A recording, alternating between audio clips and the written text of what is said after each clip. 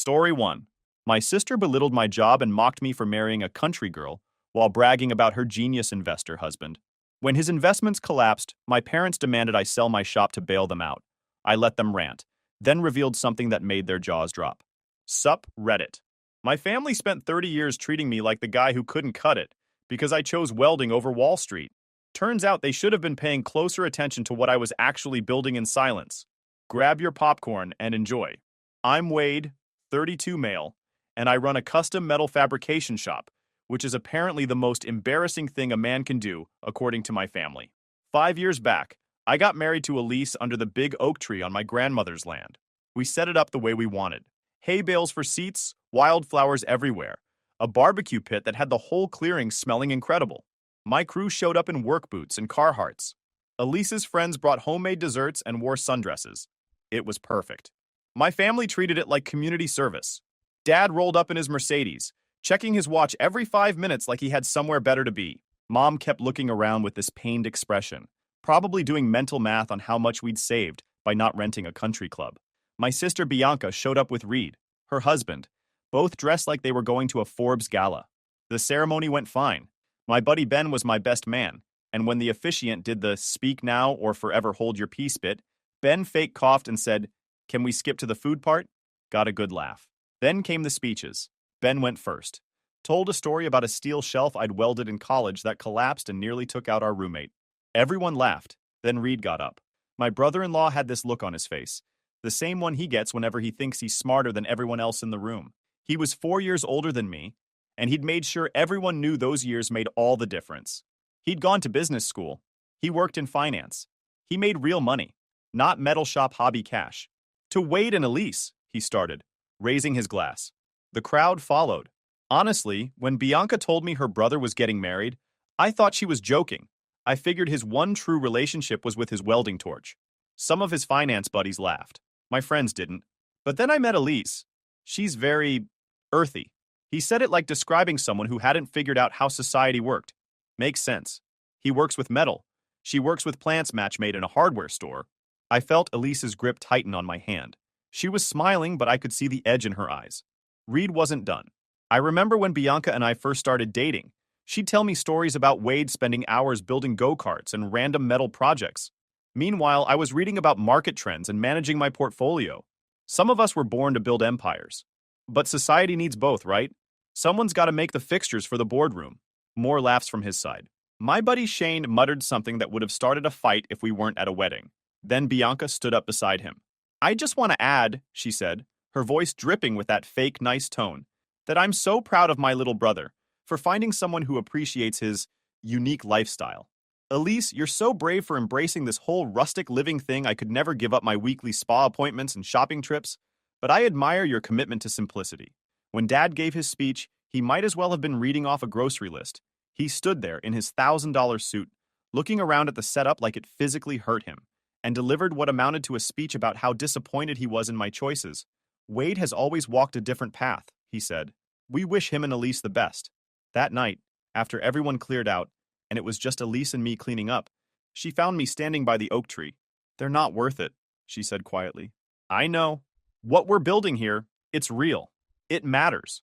They're just too busy keeping score to see it." She was right. But standing there on what should have been the best night of my life, all I could think about was how my own family saw me as the guy who couldn't cut it, the failure who married down and settled for simple. I didn't know it then, but that speech was going to look real stupid later. They thought they knew who I was. They had no idea. 3 years after the wedding, life had settled into a routine. I was running the shop full-time, doing custom metal fabrication that put decent money in the bank, enough that we weren't worried about bills. I'd landed contracts with a few commercial builders who wanted custom railings and architectural metalwork. The work was steady. What my family didn't know was that I'd been experimenting.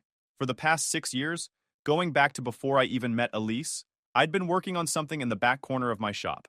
I'd been trying to figure out a way to treat steel and aluminum at the molecular level to make it stronger, more corrosion-resistant, lighter weight, all without wrecking the environment. It started because I was tired of seeing outdoor metalwork rust out after a few years. I started reading materials, science journals, reaching out to metallurgy professors online, running tests in my spare time. Elise, who had a background in environmental chemistry, helped me understand the technical side. She'd come home from her job at the conservation center and find me covered in metal shavings and chemical compounds, trying to crack the code. After 4 years of failed experiments and ruined test pieces, I finally got it right. The formula worked. Metal treated with my process became way stronger and basically rust-proof while staying environmentally safe. I tested it every way I could think of. Left pieces outside through 2 winters. Subjected them to salt spray tests. Stress tested them to failure. The metal held up better than anything I'd seen. So 2.5 years ago, I did something I didn't tell anyone about except Elise. I filed for patents. 4 of them, covering different aspects of the process and key applications. Then I set up an LLC, moved some assets around for legal protection, and started shopping the technology to manufacturers. I called the company Titan Coating Systems. Kept it quiet. I wasn't trying to hide it. I just didn't want to hear my family's take while I was building something real. The first year, nothing happened. The second year, I got interest from a regional coatings manufacturer. By year 3, which was about 6 months before everything went down, I had licensing agreements with 2 solid companies, and the business was valued at around $3.8 million. From the guy who welded railings, the money from Titan Coating was tied up in business accounts, being managed by people who understood corporate finance. Elise and I still drove our old trucks, still lived in the same house. Nothing changed on the outside. My family, meanwhile, was living their best social media life. Reed had quit his corporate job to start his own investment firm. He was all in on real estate development and getting in early on the next big thing. Making aggressive plays while everyone else was being conservative. Dad talked about him like he'd personally invented capitalism. Bianca had turned herself into a full-time influencer, posting constantly about luxury. Everything Reed was her star content. The brilliant young investor shaking things up. She'd quit her job as an event planner the moment Reed's firm took off, deciding her new career was documenting their perfect life online. They'd bought this massive house in an expensive neighborhood. Bianca posted about it constantly. The custom closet for her designer bags. The wine cellar Reed had installed. The home gym. We got invited to their housewarming party. I almost declined, but Elise convinced me to go. I spent a week fabricating them a coffee table. Custom steel frame with a tempered glass top. All TIG welded joints that looked like art. Powder-coated in matte black, I was proud of the piece. Bianca took one look at it, and her smile went plastic. "Oh, thank you so much." She set it down in the corner and immediately forgot about it.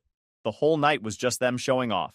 Bianca dragged Elise around like a charity case, introducing her to her influencer friends with this pitying tone. "This is my sister-in-law, Elise. She works in conservation. Very noble, living on practically nothing to save the trees." The women would look Elise up and down, taking in her simple dress and practical shoes, then turn back to Bianca to talk about the new Chanel collection. Reed kept me cornered with his finance buddies most of the night. At one point, he patted my shoulder. "Good for you, man. Honest work. The world needs guys like you. Someone's got to make the stuff we put in our offices." The real moment came when we were all in the living room. Reed was going on about some massive deal he'd closed, talking about vision and knowing which investments were the future and which were dying. Bianca was hanging on his arm, practically glowing. "My husband is just so brilliant with money. I honestly don't know how he does it. I just trust him completely and let him handle everything." She looked at Elise when she said it. Then Reed looked at me. "Speaking of old school, how's the metal shop, Wade? Still making mailboxes for the neighbors?" Bianca giggled. "Oh, be nice to my little brother. He's doing his best." The room went quiet. Everyone stared. I had nothing for about 5 seconds. Just that familiar feeling of being the family joke. Then, Elise's voice cut through. "Better than gambling away other people's retirement funds." Dead silence. Reed's face went from smug to furious. Instantly, Bianca gasped, her hand flying to her chest like she'd been physically struck. Mom shot Elise a look that could have killed. We left shortly after. On the drive home, my cousin Andrea called. She was the only sane one in the family, made her living as a teacher, and stayed out of the family drama. "That was intense," she said. "But between us, be careful. I've been hearing rumors. Reed's making some risky moves. Some of his deals aren't looking so good." Her warning was vague, but it stuck with me. Driving away from that sterile mansion, I had this feeling that Reed wasn't building an empire. He was building a bomb, and it was about to go off. Another year passed. The gap between my family and me got wider. We stopped getting party invites, which was a relief. Holiday calls got shorter and more forced. Mom would text, asking why we never visited, conveniently forgetting how the last visit went. At the shop, things were picking up speed. Titan Coding Systems had gone from a side project to something getting serious attention. I'd brought on a part-time business manager, a guy named Nolan who understood licensing agreements and patent law. We were in talks with another industrial manufacturer about using my coding process for their production lines. The valuation had climbed to $8.2 million. $8.2 million from a process I developed in the back of my metal shop. While my family thought I was making decorative gates, Elise had left her conservation job and was helping me full-time with the technical side of Titan coding. She understood the chemistry better than I did, helped me refine the formulas, and made sure we weren't cutting corners on environmental safety. We made a good team. Always had. Then one afternoon in October, my phone rang. Andrea. She sounded scared. Wade, you alone? I was in the shop. Yeah, what's wrong? It's Reed. He's in serious trouble. Like, potentially criminal trouble. I shut off my grinder. What happened? I was at your parents' last night. They thought I was busy, but I could hear them on the phone with Bianca. Wade, Reed's lost everything. Not just his money, his clients' money. There's talk about lawsuits and fraud charges. My stomach dropped. How bad? Millions. He convinced a bunch of people to invest with him. Friends of your dad's, old college buddies, even some of Bianca's family. He took all their money and made some massive bet that went sideways. The development deal was fake, or the land was contaminated or something. I don't know all the details, but he's completely underwater. I thought about all those speeches at parties, all that talk about vision and knowing winners from losers. Why are you calling me? Andrea's voice dropped. Because they're coming for you? I heard your dad say it clearly. He said you're the only one with real assets. He was talking about Grandma's land, the shop. He said you owe it to the family. The nerve of it hit me like a punch. For years, they'd treated my work like a hobby, my life like a consolation prize. Now that their golden son-in-law had crashed and burned, suddenly what I'd built was valuable. Suddenly it was the family's safety net. He can't be serious. He's completely serious. Mom's a wreck.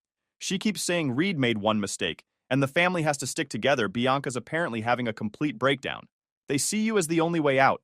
I heard Mom's voice in the background calling for Andrea. I gotta go. Just be ready. They're coming soon. The line went dead. That evening, I told Elise everything. We were on the porch, watching the sun go down over the property. So they're going to show up here, I said. Probably with lawyers. And demand I sell everything to fix Reed's mess. Elise was quiet for a moment. Then she said something that caught me off guard. I think we need to have a conversation before they get here. About what? About Titan coding, about the patent portfolio. About why Reed's situation is more complicated than you know. I looked at her. What are you talking about?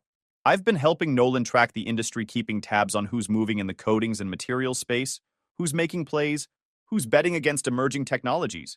She pulled out her phone and opened a file. Reed's been running a hedge fund for the past 18 months. Did you know that? A hedge fund. I thought he did development deals. That's what he told everyone, but he's been shorting stocks, making bets against companies he thinks will fail. She turned her phone to show me a financial document. Want to guess what his biggest position is? I looked at the screen. Saw Reed's fund name, saw a list of holdings, and right there at the top, highlighted in red, was the single largest bet he'd made, a massive short position against Titan Coding Systems, my company. Reed had bet well over $1 million, including his client's money, that my company would fail. He was so convinced that his simple metal fabricator brother-in-law couldn't possibly have built something real, that he'd staked everything on my failure. And when Titan Coding succeeded, his entire position had blown up. He destroyed himself betting against me, I said slowly. Yep, and now he's coming here to demand you sacrifice everything to save him from the consequences. Elise's voice was ice cold. The universe is funny like that. I sat there processing it. Reed, who'd spent years looking down on me, had literally gambled his future on me being a failure and lost. Does he know I own Titan Coding? I doubt it. The company's registered under my maiden name as the primary contact for privacy. To him, Titan Coding is just another overhyped materials tech startup run by people he's never heard of. He has no idea his failure of a brother-in-law is the one who destroyed him. We sat in silence, watching the last light fade. The legal threat arrived 4 days later. Courier delivered it to our door. Fancy envelope with a law firm's logo I'd never heard of. Inside was a letter. Given the family emergency and my moral obligation, I was expected to cooperate in selling my property to resolve Reed's financial situation. I had 1 week. After that, they'd pursue all legal options to force a sale. They're threatening to sue you, Elise said, reading it. To force you to sell your own home. Can they even do that? No, But they're hoping you don't know that. She was already on her phone. I'm calling our lawyer. We'd retained a guy named Adrian 6 months back when Titan Coding started getting serious. He specialized in business law and intellectual property, but he knew his way around property disputes too. We met him at his office the next morning. We laid out everything: the family history, the threatening letter, and the kicker about Titan Coding Systems. When we got to the part about Reed shorting my company, Adrian laughed. "Let me make sure I understand," he said. "They believe you're a struggling fabricator with some family land. But in reality, you own an $8 million coatings technology company that your brother-in-law bet against, and when your company succeeded, he lost everything. And now they want you to sell the land that's actually a corporate asset to bail out the guy who tried to profit from your failure." "Yep." Adrian leaned back, shaking his head with a grin. "This is incredible. It's like watching someone punch themselves in the face and blame you for their broken nose." He explained that their legal threats were garbage. The land had been transferred to Titan Coatings' corporate structure 2 years ago for liability protection. I couldn't sell it even if I wanted to. Any judge would laugh their case out of court in about 30 seconds. "So what do we do?" I asked. "Nothing. Let them make the next move. When that deadline passes, they won't file a lawsuit because any lawyer worth their license will tell them it's hopeless. They'll come in person, and when they do, I want to be there." "Why?" "Because I wouldn't miss this for anything." The deadline came and went. Friday passed with no word.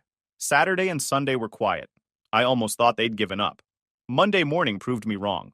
I was in the shop, setting up a program on my CNC mill, when I saw the cars, 3 of them, coming down the long driveway. Dad's Mercedes, Reed's Lexus, which looked less impressive than it used to, and a third car I didn't recognize. I shut down the machine, walked to the house and found Elise at the window, phone already out. "They're here. I see them." She hit a button. "Adrian, it's time." Short pause. "Perfect. See you soon." She hung up, looked at me.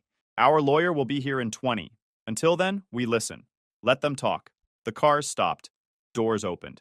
Dad got out first, looking 10 years older than I remembered Mom followed, eyes red like she'd been crying the whole drive. Bianca stepped out, and she looked wrecked. Reed followed, looking worse. Lost weight. Dark circles under his eyes. The third car produced a man in an expensive suit with a briefcase. Their lawyer, probably. They didn't knock. Dad just opened the shop door and walked in like he owned the place. Everyone followed. I was standing by my main workbench. Elise beside me. We didn't move. "Wade," Dad's voice was strained. "We need to talk.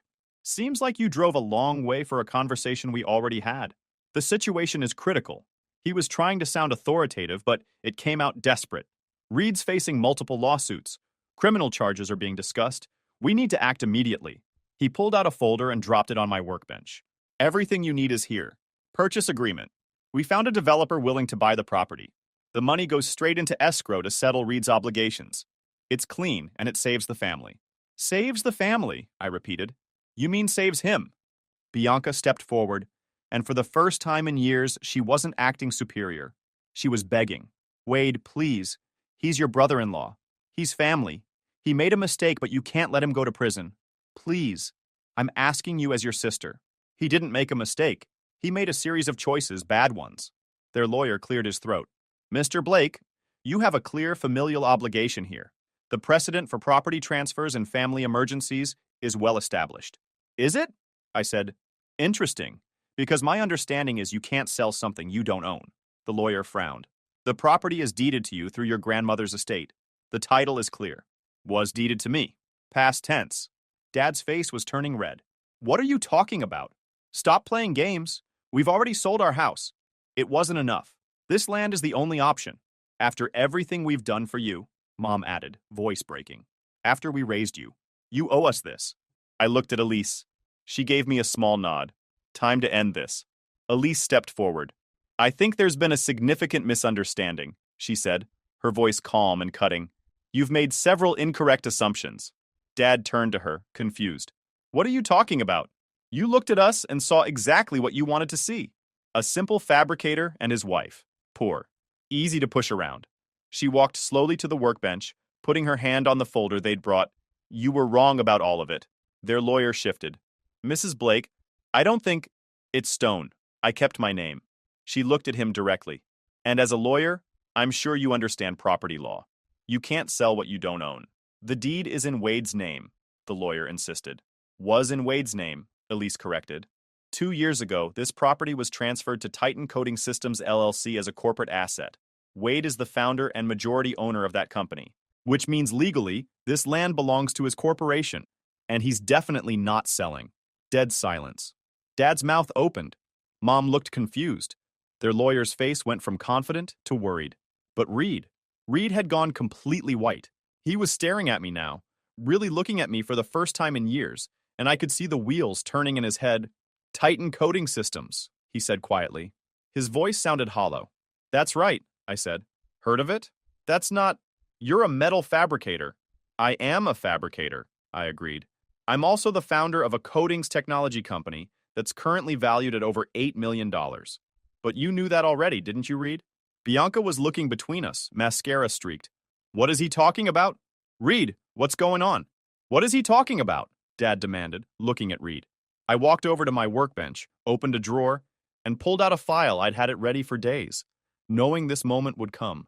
Inside were financial documents, patent filings, and one particularly interesting quarterly report. About 6 years ago, I said, laying it out, I started working on a chemical coating process for metal. Took me 4 years to crack it, filed patents, started a company, operated quiet, built something real while you all assumed I was making garden gates. I pulled out one specific document and held it up. This is a financial filing from your hedge fund, Reed. Public record. Shows all your major positions. Want to guess what your biggest bet was? He didn't answer. Couldn't answer. You shorted Titan Coating Systems. Put well over $1 million into it. Your client's money. You were so convinced it was an overhyped materials tech scam that you bet everything on it failing. I set the paper down. When it didn't fail, when it succeeded, your entire position blew up. You lost everything because you bet against me. Dead silence. Bianca's legs gave out. She collapsed onto the floor, sobbing. No. You couldn't have known it was his company. Of course he didn't know, Elise said. We registered the company under my maiden name for privacy to him. Titan Coating was just another startup to short. Dad finally found his voice. This is impossible. You're lying? You don't have that kind of money? You live in this simple country house? I finished. Yeah, because unlike you, I don't need to advertise my success. I don't need a mansion to prove I'm worth something. I built a company that creates value instead of just moving money around. Reed was shaking. Bianca was wailing now, full hysterics. This can't be happening. You were supposed to be the one who needed us. Just then, another car pulled up outside. Adrian, our lawyer. Right on time. He walked in, took one look at the scene, and grinned. Am I late? He asked. Perfect timing, Elise said. He set down his briefcase and pulled out his own file. For the record, I'm Adrian, representing Wade Blake and Titan Coating Systems. I've reviewed the materials your firm sent. He looked at their lawyer. You're Brian from Preston and Moore, correct? Their lawyer nodded weakly. Good. Then I can tell you directly that your demand letter is legally worthless. Any attempt to force a sale would be dismissed immediately, and given the circumstances, I'd probably file a harassment suit on top of it. He said it casual. Furthermore, Adrian continued, pulling out another document. I've done some digging into Mr. Reed's financial situation. The short position against Titan Coating Systems wasn't just bad judgment. There's evidence of misrepresentation to investors, telling them the short was based on insider information when it was actually just a hunch. That's securities fraud. Reed made a sound like he'd been punched. I haven't turned this over to the SEC yet, Adrian said. I wanted to give you all a chance to walk away quietly first. Their lawyer was already packing his briefcase. He headed for the door without another word. Mom started crying. How could you do this to us? We're your family. Family doesn't spend 30 years making you feel worthless. Family doesn't bet against your success and then demand you destroy yourself to save them from their own stupidity. I walked to the door. Get out of my shop. Get out of my life. None of them moved at first. I think they couldn't process that I was serious. Now, I said. Bianca was still on the floor. Sobbing, Reed had to physically lift her up. Dad tried one last time. Son, you don't understand what you're doing. The consequences are yours to deal with. They shuffled out, looking defeated. The cars started. Then they were gone. I stood there and felt something I hadn't felt in 30 years. Freedom. The next few weeks were quiet. No angry calls. No desperate texts. Just silence. Adrian kept me updated on the legal situation. Reed was drowning in lawsuits. 3 of his major investors had filed civil suits. Those lawsuits triggered SEC attention, and the commission had opened an investigation into his trading practices. His marriage to Bianca was hanging by a thread. They'd moved into a small apartment on the bad side of town. Bianca had deleted all her social media accounts, Dad and Mom had sold their house at a loss, and were renting a small condo somewhere. Dad had gone back to his old firm in a consulting position, basically a pity job from his former partners. Mom apparently spent most of her days crying and asking why I was doing this to them. In their minds, I was the villain, the ungrateful son who'd abandoned his family when they needed him. Most Titan coding was taking off. We'd signed another licensing deal. A regional aerospace parts manufacturer wanted to test our process for their components. Another company was applying it to automotive parts. I hired 2 full-time employees to help manage things, built a proper office space in the barn, started having business meetings with people who took me seriously.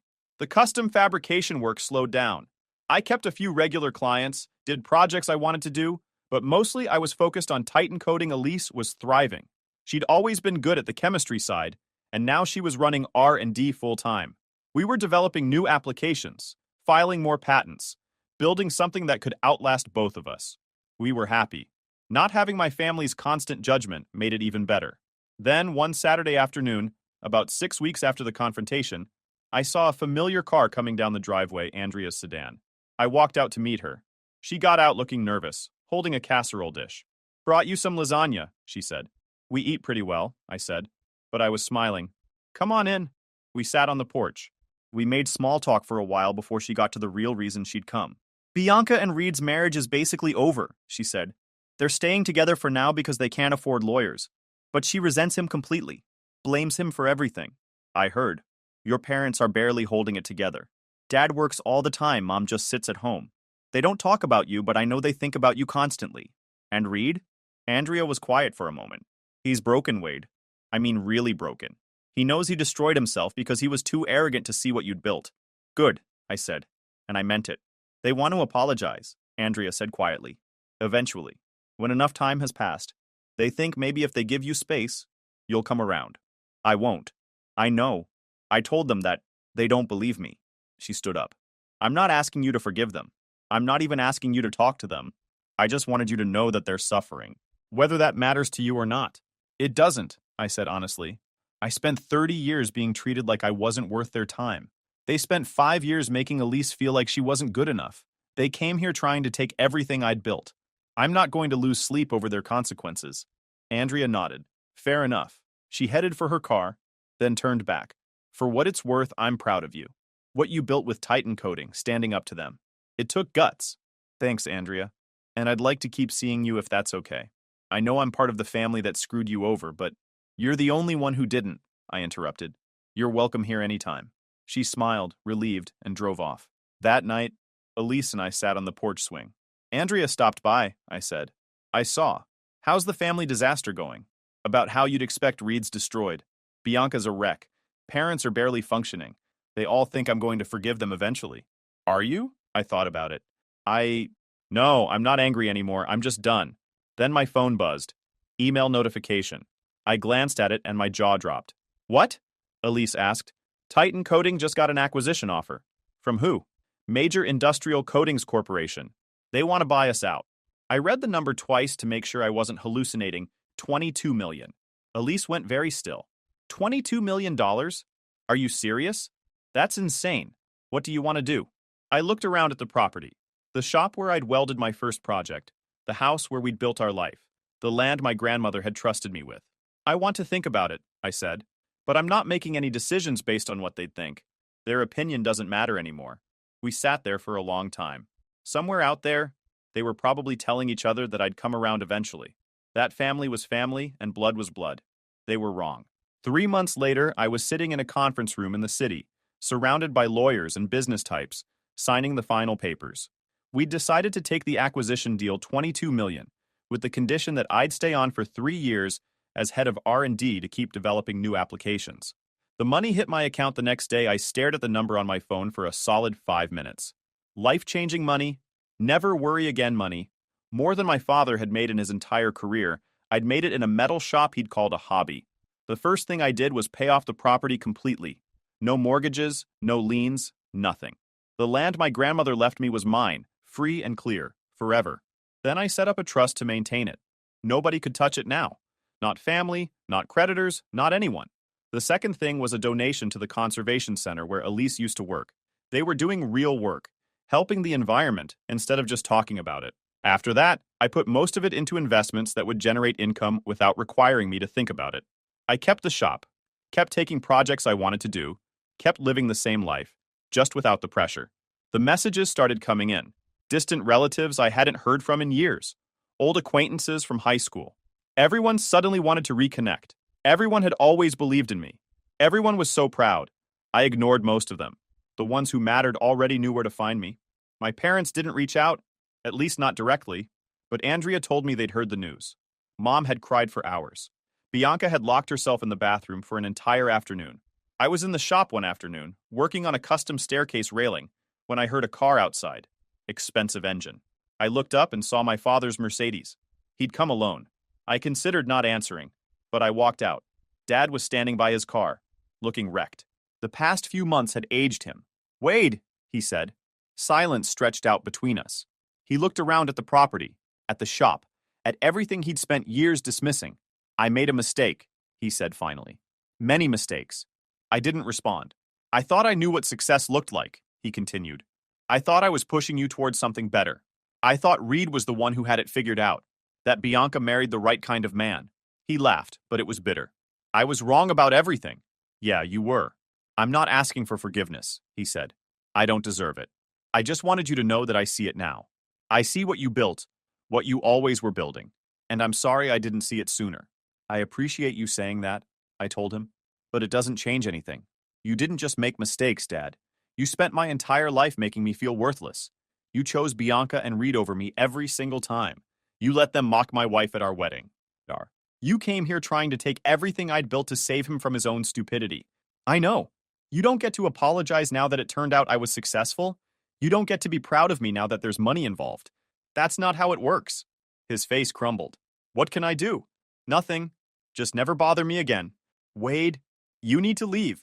He stood there for another moment, looking like he wanted to say more. But what was there to say? He got back in his Mercedes and drove away. I watched him go, and I felt nothing I'd spent 30 years trying to earn their approval. Trying to prove I was worth something. I was done trying. I'd created something that would outlast all of us. I'd proven everything I needed to prove. Not to them, to myself. My grandmother had left me this land trusting I'd do something meaningful with it. She'd been right to trust me. I'd taken her gift and turned it into something nobody expected. Something real. I'd chosen my path, built my life, played my own game by my own rules, and I'd won. If you enjoyed this video, please hit that subscribe button. It really helps the channel and help us bring you more and better stories. Thanks. Story 2. At dinner, my mom humiliated me for not owning a penthouse like my brother. They all laughed until I revealed he's been renting it from me for years. The table fell silent, my mom froze, and my brother's smile disappeared instantly. Hey Reddit! Growing up, my family treated my younger brother like he was made of gold and treated me like background noise. I kept my head down, built my own life quietly, and figured that was the end of it. Turns out they weren't done dragging me into their nonsense. Before things got messy, here's how it all started. My name is Jason. At the time, I was 28 and working in real estate finance. Nothing flashy on the outside. A small apartment, a quiet life, the same old car. My family has always acted like I'm the background character. That started early and pretty much shaped everything. Growing up, the star of the house was my younger brother, Logan. If he walked into a room, the energy shifted like someone special just showed up. Didn't matter what he actually did. The confidence, the charm, the whole loud but likable thing. My parents ate it up like it was proof he was destined for great things. My mom, Monica, was the biggest supporter of the whole Logan is amazing belief system. She loved making everything into some kind of lesson.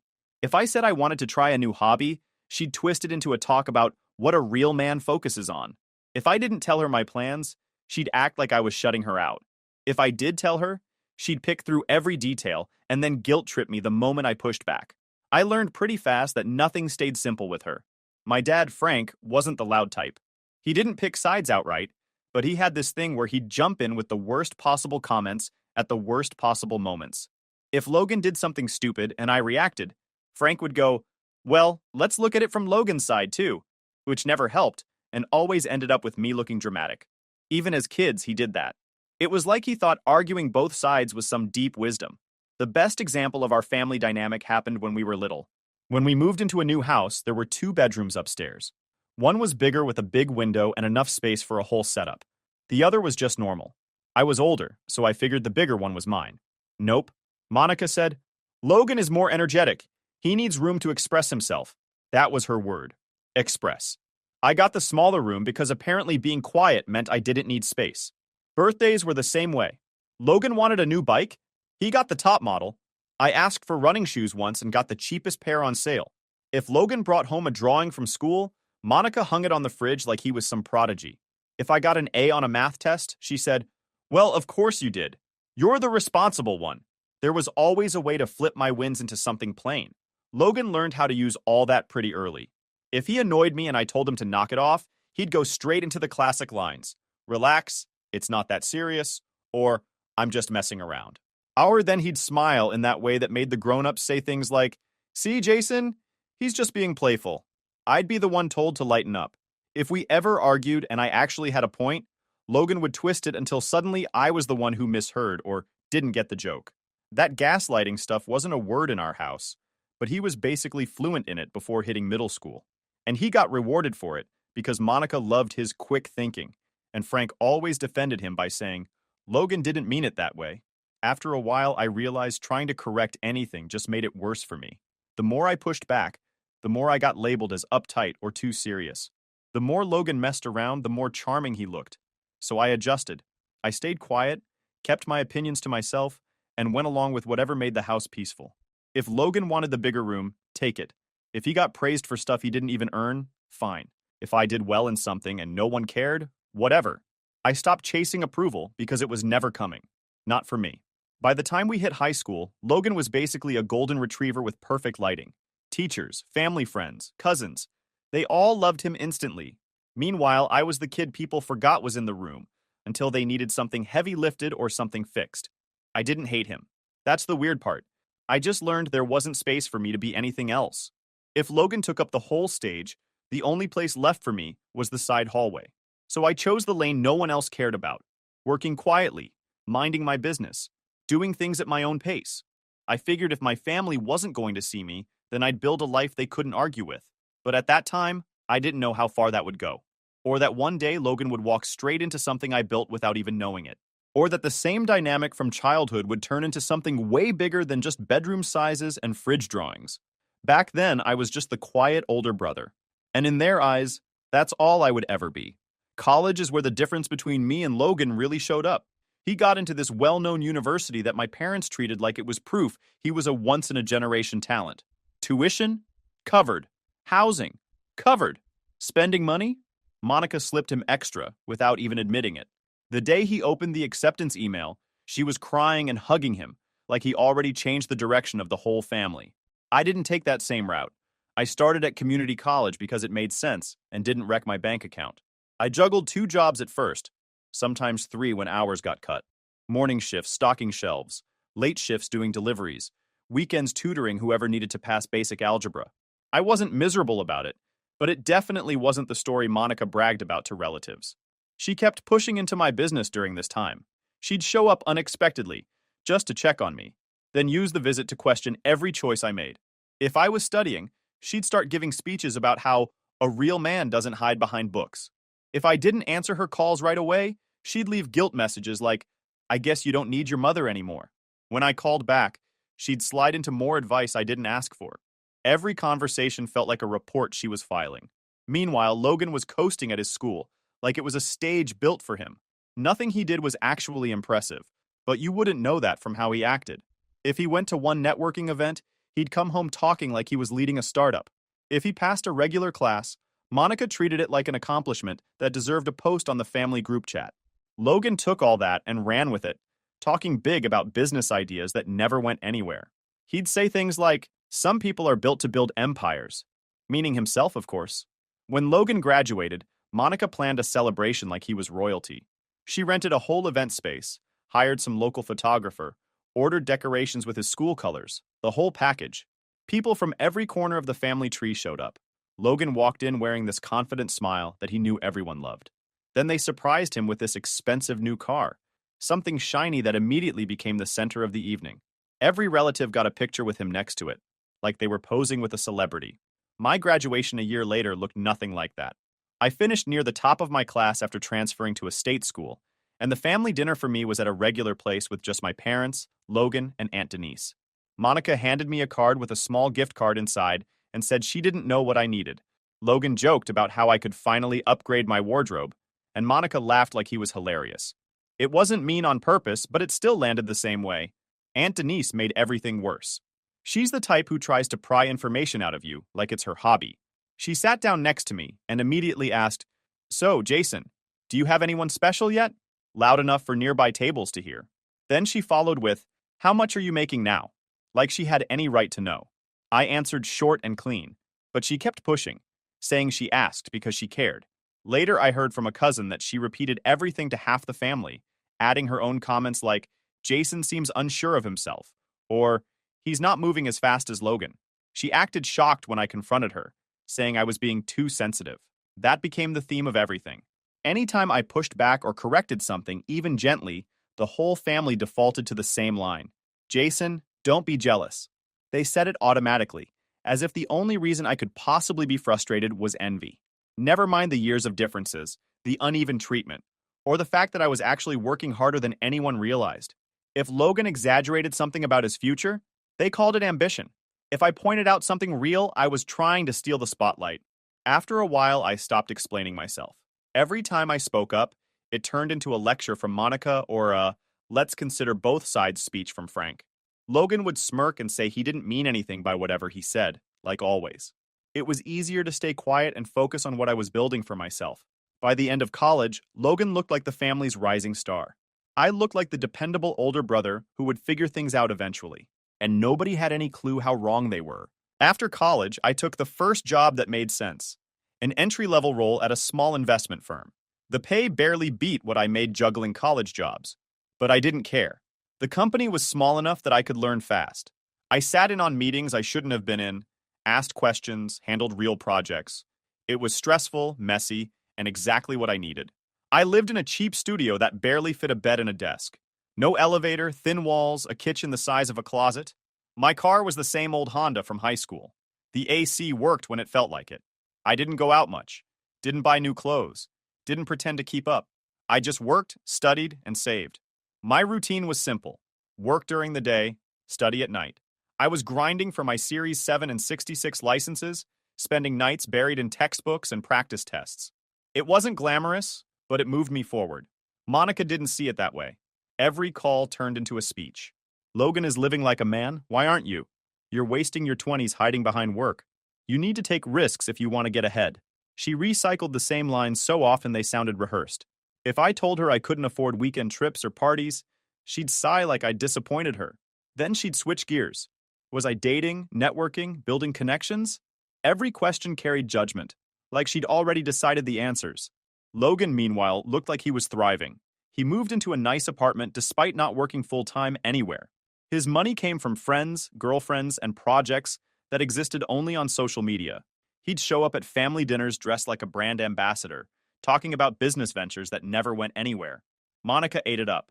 "Logan just has that spark," she'd say. "He knows how to put himself out there." Then there was Trevor, one of Logan's closest friends, the kind who made himself at home anywhere.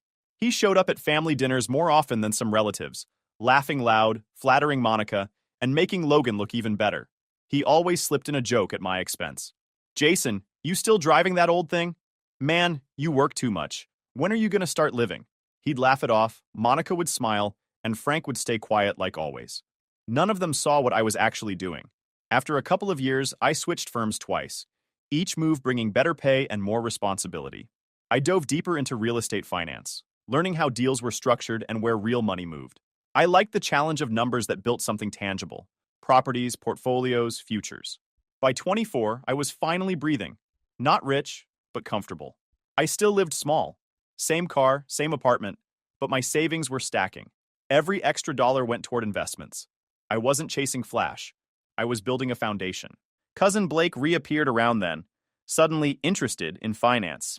He'd always gravitated to Logan because Logan made everything sound exciting. Blake was the kind who chased trends, bragged about the next big thing, and bailed before understanding any of it. When he found out about my job, he started poking. "So, Jace, how much you pulling in now?" Before I could answer, he'd add, "Logan's killing it, man. You seen his socials?" If I said I was focusing on long-term growth, he'd roll his eyes. "You're overthinking. Logan just knows how to win." He made it sound like my quiet progress was failure, and Logan's empty showmanship was brilliance. It became a pattern. Anytime I tried explaining what I was building, someone twisted it into proof that I was too serious or jealous. So I stopped explaining. I let them believe whatever they wanted. I worked, studied, and kept my plans to myself. I watched Logan build his image. Expensive photos, borrowed luxury, praise he didn't earn. I built something else. Discipline, leverage, stability. I learned markets, built credit, built options. The difference was invisible from the outside, but real. Everyone around me was drawn to Logan's glow. But I knew better. Image doesn't pay the bills, and charm doesn't build equity. While they were clapping for him, I was quietly setting the stage for the moment everything would flip.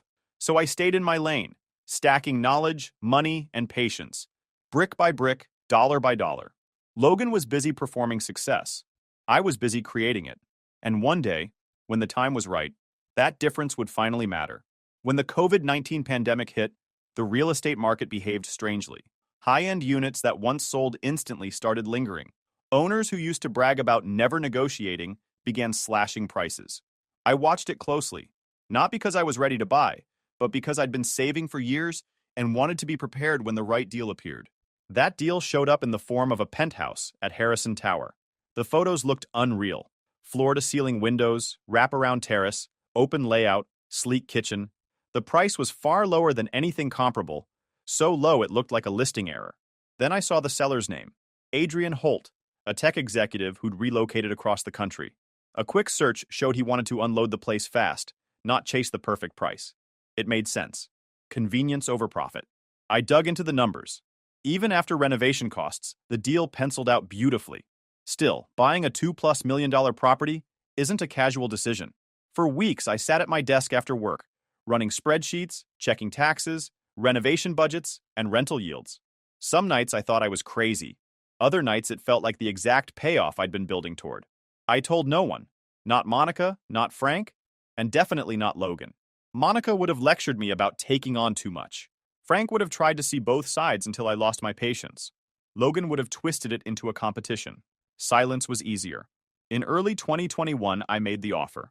Adrian accepted almost immediately, relieved to be free of it. I financed the purchase as an investment property. The bank approved it based on projected rent, and I brought a heavy down payment from years of disciplined saving. For privacy and liability, I took title through a small single-purpose LLC. Once the deal closed, I went straight into renovation mode. The bones of the place were solid, it just needed updating. I wanted timeless, not trendy, something high-end tenants wouldn't nitpick. Contractors, delays, supply shortages. It was months of chaos, but the space slowly became something exceptional. While construction continued, I hired a property management company to handle everything: screening, maintenance, accounting. I preferred a clean separation between my life and my investments. Tenants would see the LLC and the management firm, never my personal name. The lease even included a monthly housekeeping and inspection clause with written notice and a short photo report afterward. Luxury renters liked that kind of structure.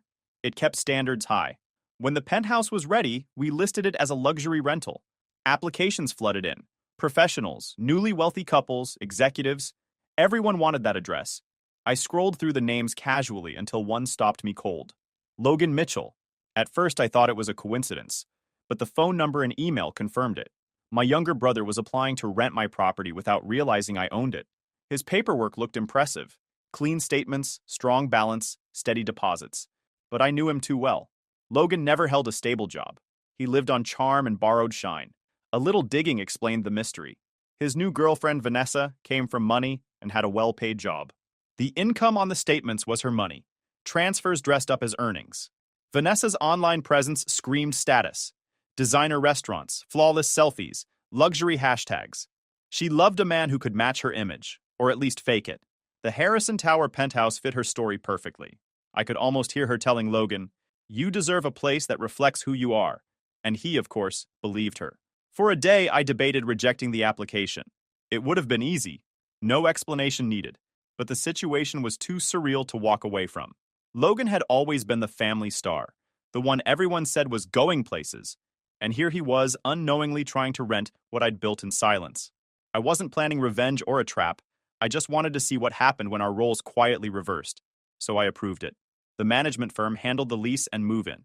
Logan saw only the LLC on the documents and the property manager emails. A week later, he and Vanessa moved in, posting photos like they'd reached a new level of success. Sunset shots from the terrace, drinks held just right for the camera. I watched from a distance, half amused, half uneasy. Part of me expected disaster. Part of me felt vindicated. He was living inside something I created, financed, and designed. The same family that once treated my achievements like background noise now praised Logan for finally making it. And he still had no idea he was standing on the foundation I built. Once Logan moved into the penthouse, he treated it like his personal victory lap. He didn't ease into it either. Right away, he started calling it my place in every conversation. Family calls, group chats, social media posts, anywhere he could get an audience. He never said he owned it, but he talked like he'd earned it through some massive achievement no one else understood. People believed him because he said everything with confidence. Monica loved every second of it. She went right back into her moralizer mode. Anytime I said anything about my work or my apartment, she'd slip in comments like, "Logan is really living. You should think about pushing yourself more." Or, "You're getting older, Jason. Your brother is moving forward. You don't want to stay stuck forever." She used the penthouse as proof that Logan was ahead in life, even though it was Vanessa's money covering it. To Monica, appearances mattered more than facts. If Logan looked successful, that was enough for her. Meanwhile, I got monthly reports from Nadia, the property manager. Once a month, after the scheduled housekeeping visit, Nadia's team sent a short photo report.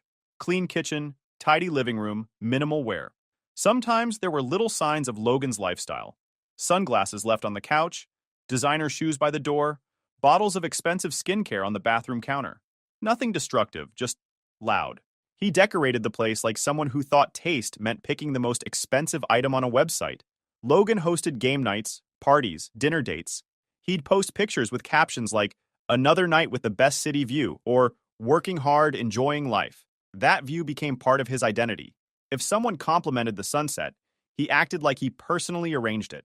The first 2 years went smoothly rent-wise. Vanessa paid everything on time.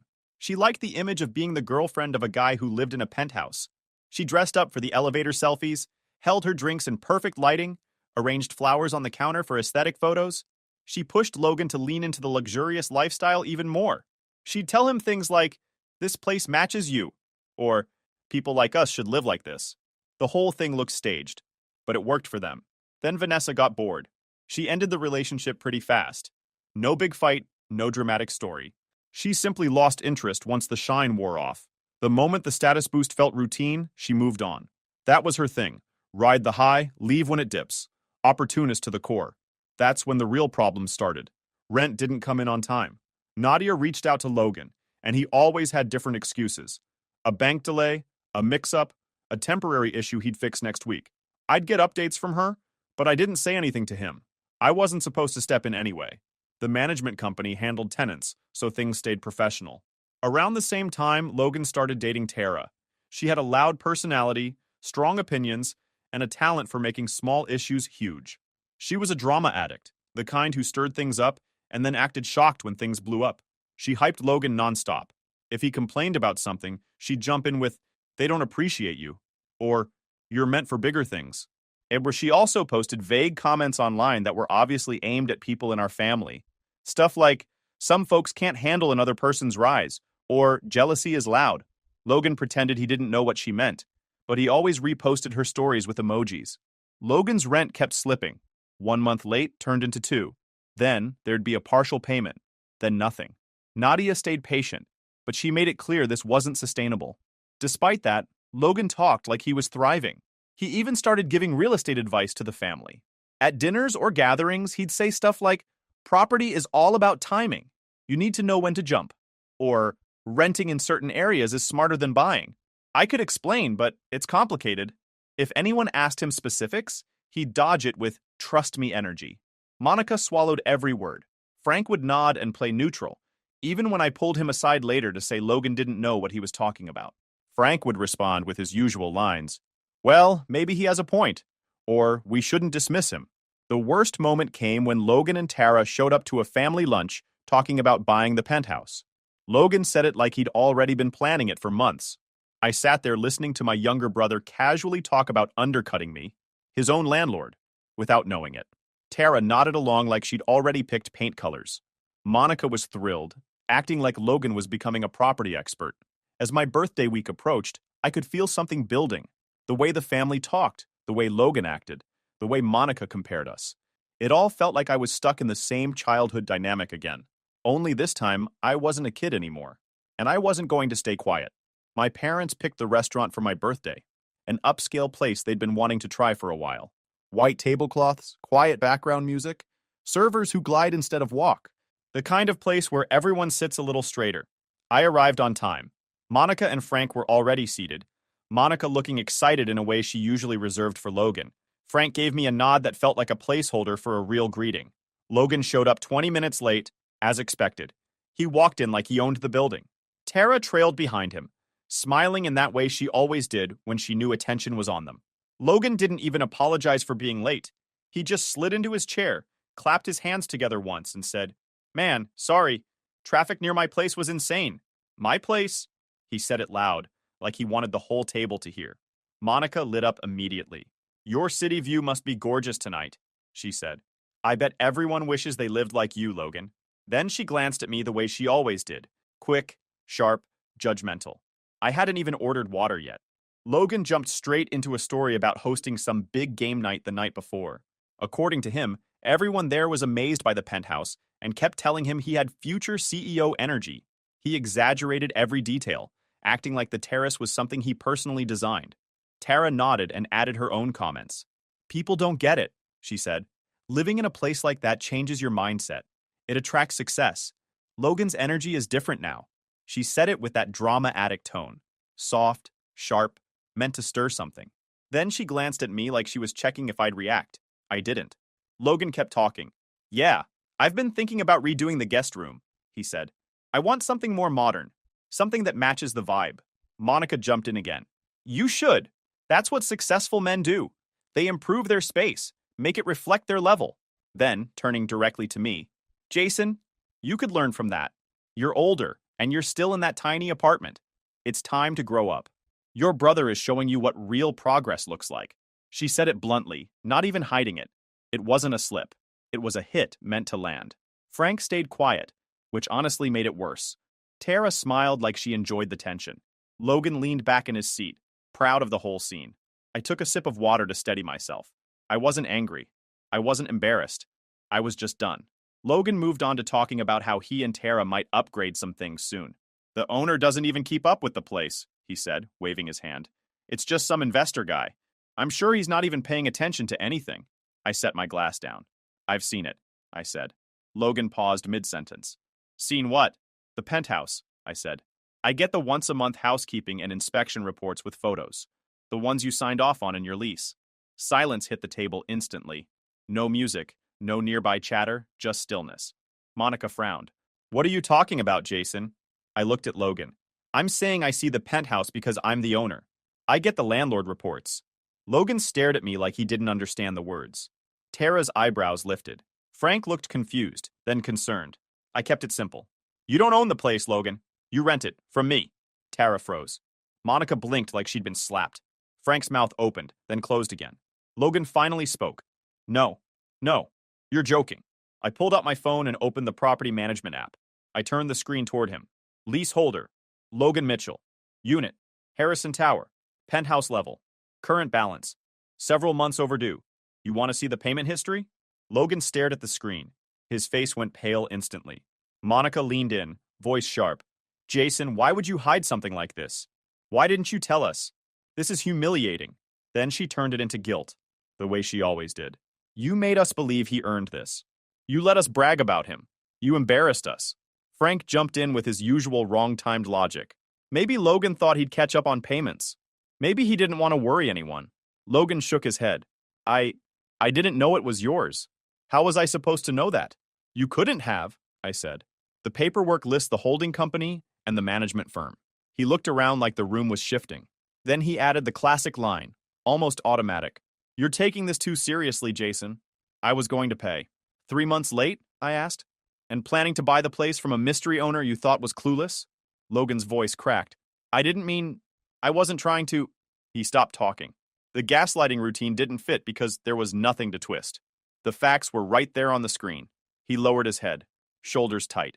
No comeback, no charm. I exhaled once. Here's what's going to happen. You've got 30 days to either pay what you owe or move out. No negotiation on the deadline, no excuses, and you stop implying online that you own the place. Be clear you're renting. You want respect? Start with the truth. Monica looked like she wanted to argue again, but Frank put a hand on her arm. For once, she stayed silent. Tara didn't say a word.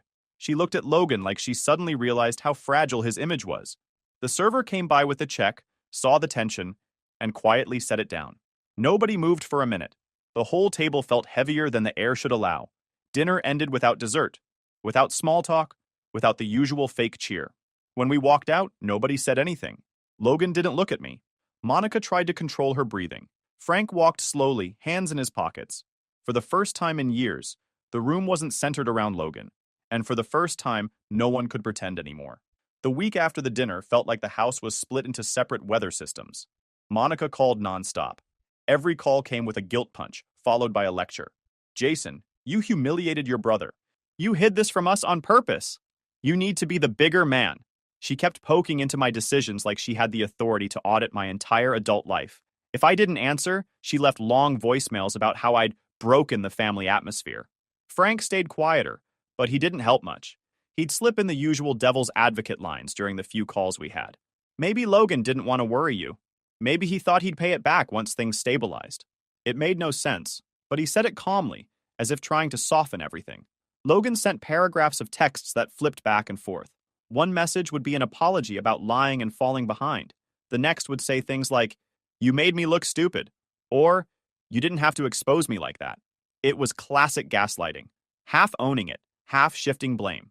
Aunt Denise called, pretending she wanted to check on me, but immediately asked, "So what really happened at dinner?" She pushed for details, then spread an exaggerated version to the rest of the family before I even hung up. I heard from a cousin an hour later that she had already told everyone there was a scene. Cousin Blake reached out too, repeating Logan's version like it was fact. According to him, I had blown things out of proportion and should have handled it privately. He didn't mention Logan's overdue rent once.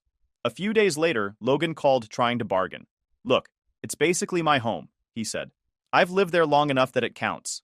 Then he added, "Family should help family, man. Why are you making this so strict?" Trevor jumped in at some point, calling me to talk things out. He pushed boundaries the way he always did. "You're coming off cold, Jace. Your brother needs support." He talked like he had a seat at the table, even though he'd barely contributed anything helpful in his entire life. Tara fueled everything, telling Logan everyone was jealous of him and targeting his rise. She made passive comments online that were clearly about me, like, "People hate seeing others elevate." Logan reposted one of them before thinking better of it and deleting it. None of it changed anything. I stayed firm. Family dinners became tense. Some relatives took Logan's side because of what they'd heard first. Others stayed quiet because they didn't want to get involved. Conversations were sharp. Monica tried to deliver more of her moral speeches. "You should guide your brother, not kick him down. This isn't what successful men do." She aimed every sentence at me. This time, I finally shut it down. Not loud, not aggressive, just clear. "Mom, this isn't negotiable. Stop trying to make this my fault." She didn't like hearing it, but she backed off for the moment. Did I feel guilty? Yeah, a little. Not for exposing the truth, but because no matter how you slice it, watching your brother fall apart isn't fun. Still, I wasn't bending. Someone had to end the pattern. About 2 weeks after the dinner, Logan realized arguing wouldn't change anything. He told Nadia he'd start packing. When she updated me, she said he was trying to act casual, saying things like, "I've been thinking of moving anyway," as if it was his choice. Tara disappeared from the picture halfway through the packing process. She pulled the classic drama addict move, stayed during the loud part, vanished when the dust settled. Nadia reported the unit was left in decent shape. Not perfect, but not trashed. Logan dropped off the keys through her, not me. Once he moved out on time and left the unit in good shape, I waived the back rent. It was my choice, not a concession. Logan still insisted he would pay me back eventually. I didn't argue. If he ever did, fine. If he didn't, the chapter was closed anyway. Logan moved into a smaller apartment he could actually afford. It wasn't fancy, but it was his. For a while, he went quiet online. No photos, no bragging, no posts about views or Sunday morning routines. I think the embarrassment hit hard, but in a way that forced him to reset. He found a real job doing basic marketing work. It wasn't impressive on the surface, but it was stable. He started showing up to it consistently, something he hadn't done with any responsibility before. Over time, he stopped performing success and started building it. We had a few blunt brother talks. Not emotional speeches, just simple, straight conversations where we told the truth without dodging. That's how things started fixing themselves. Slowly, quietly, honestly. Monica slipped into comparisons a couple times, usually during phone calls. Logan is finding his path, you know? Maybe you could guide him again. I shut it down respectfully each time. She eventually learned not to push that button. Frank changed too. He started asking me real questions about my work and investments. When he realized I'd bought and managed the penthouse myself, he treated me differently. More respect, less commentary. Half a year after everything happened, Logan was noticeably more grounded. He looked less tense, talked less about image, and didn't need someone else's money to feel valuable. He wasn't perfect, but he was real for the first time in years. The rest of the family improved too. Gatherings felt less like a Logan spotlight show and more equal. Nobody talked down to me. Nobody compared us out loud. Things felt balanced in a way I'd never seen growing up. I sold the penthouse for a strong profit and reinvested into a bigger project. I finally upgraded my own life a little, got a nicer apartment, a better car, and actually took time to enjoy the things I'd earned. I never saw any of this as revenge. It wasn't about making Logan pay. It was about the truth finally landing where it needed to. Sometimes a family doesn't change until the lie collapses. And once ours did, everything became clearer. If you enjoyed this video, please hit that subscribe button. It really helps the channel and help us bring you more and better stories. Thanks. Story 3. My parents said they couldn't help me with MIT. 2 weeks later, they gave my brother $12,000 to be a DJ. Years later, they asked me to pay their mortgage. I said no. Then I bought his website and turned it into a warning label. Hey Reddit, I don't usually post on here. I just scroll, read drama, and mind my business. But things at home went so sideways I honestly didn't know where else to drop this. I, 28th male, wasn't the first kid my parents had, just the first one they practiced on. You'd think after raising me, they'd learn how to be better at it. Nah, they just got better at picking favorites. Jace, 32, male, my younger brother, was the golden child since birth. Dude could probably light the house on fire, and they'd find a way to praise him for being curious about thermodynamics. Me? I breathed wrong, and suddenly I was disrespectful and difficult. Let me paint it for you. On my 16th birthday, my parents gave me a cold Little Caesars pizza and handed me a wrapped-up controller. I was confused because we didn't even have a console at the time. Then I opened it and realized it was Jace's old Xbox controller, the one with sticky buttons from when he spilled Mountain Dew on it. Left analog stick was drifting like crazy. I remember testing it out, and the cursor would just wander off screen like it had better places to be. They said, it still works. When Jace turned 16, they gave him the works. Whole PC gaming setup, RGB lights, high-end graphics card, mechanical keyboard that clicked like a typewriter, a $500 chair that reclined farther than the backseat of a limo. They even decorated the basement for it. When I walked downstairs and saw it, I legit thought they were filming an ad for Best Buy. I made a joke like, guess I was born too early. Dad didn't laugh, just walked away. Now fast forward to the next year. Jace crashes Dad's Camry into the neighbor's mailbox. He wasn't even supposed to be driving that day. Doesn't matter. No license, no apology, no problem. They buy him a newer Honda Civic a week later and tell him, accidents happen, son. You're learning. I wish I was kidding. I scratched the side of Mom's car trying to back out of the driveway a few months later. Tiny scuff, barely noticeable. You'd think I burned the garage down. Dad made me work at McDonald's for 3 months to pay off the paint job. Didn't matter that I had school. I was flipping burgers 6 days a week because actions have consequences. They kept saying that, over and over. Actions have consequences. Unless you're Jace. Then the rules don't apply. His mistakes were growth moments. Mine were character flaws. Living with Jace was like living with a raccoon that had Wi-Fi and anger issues. He'd barge into my room whenever he felt like it. No knocking, no warning, just full-on storm the place like it was his. I could be in the middle of an online test or literally changing clothes. Didn't matter.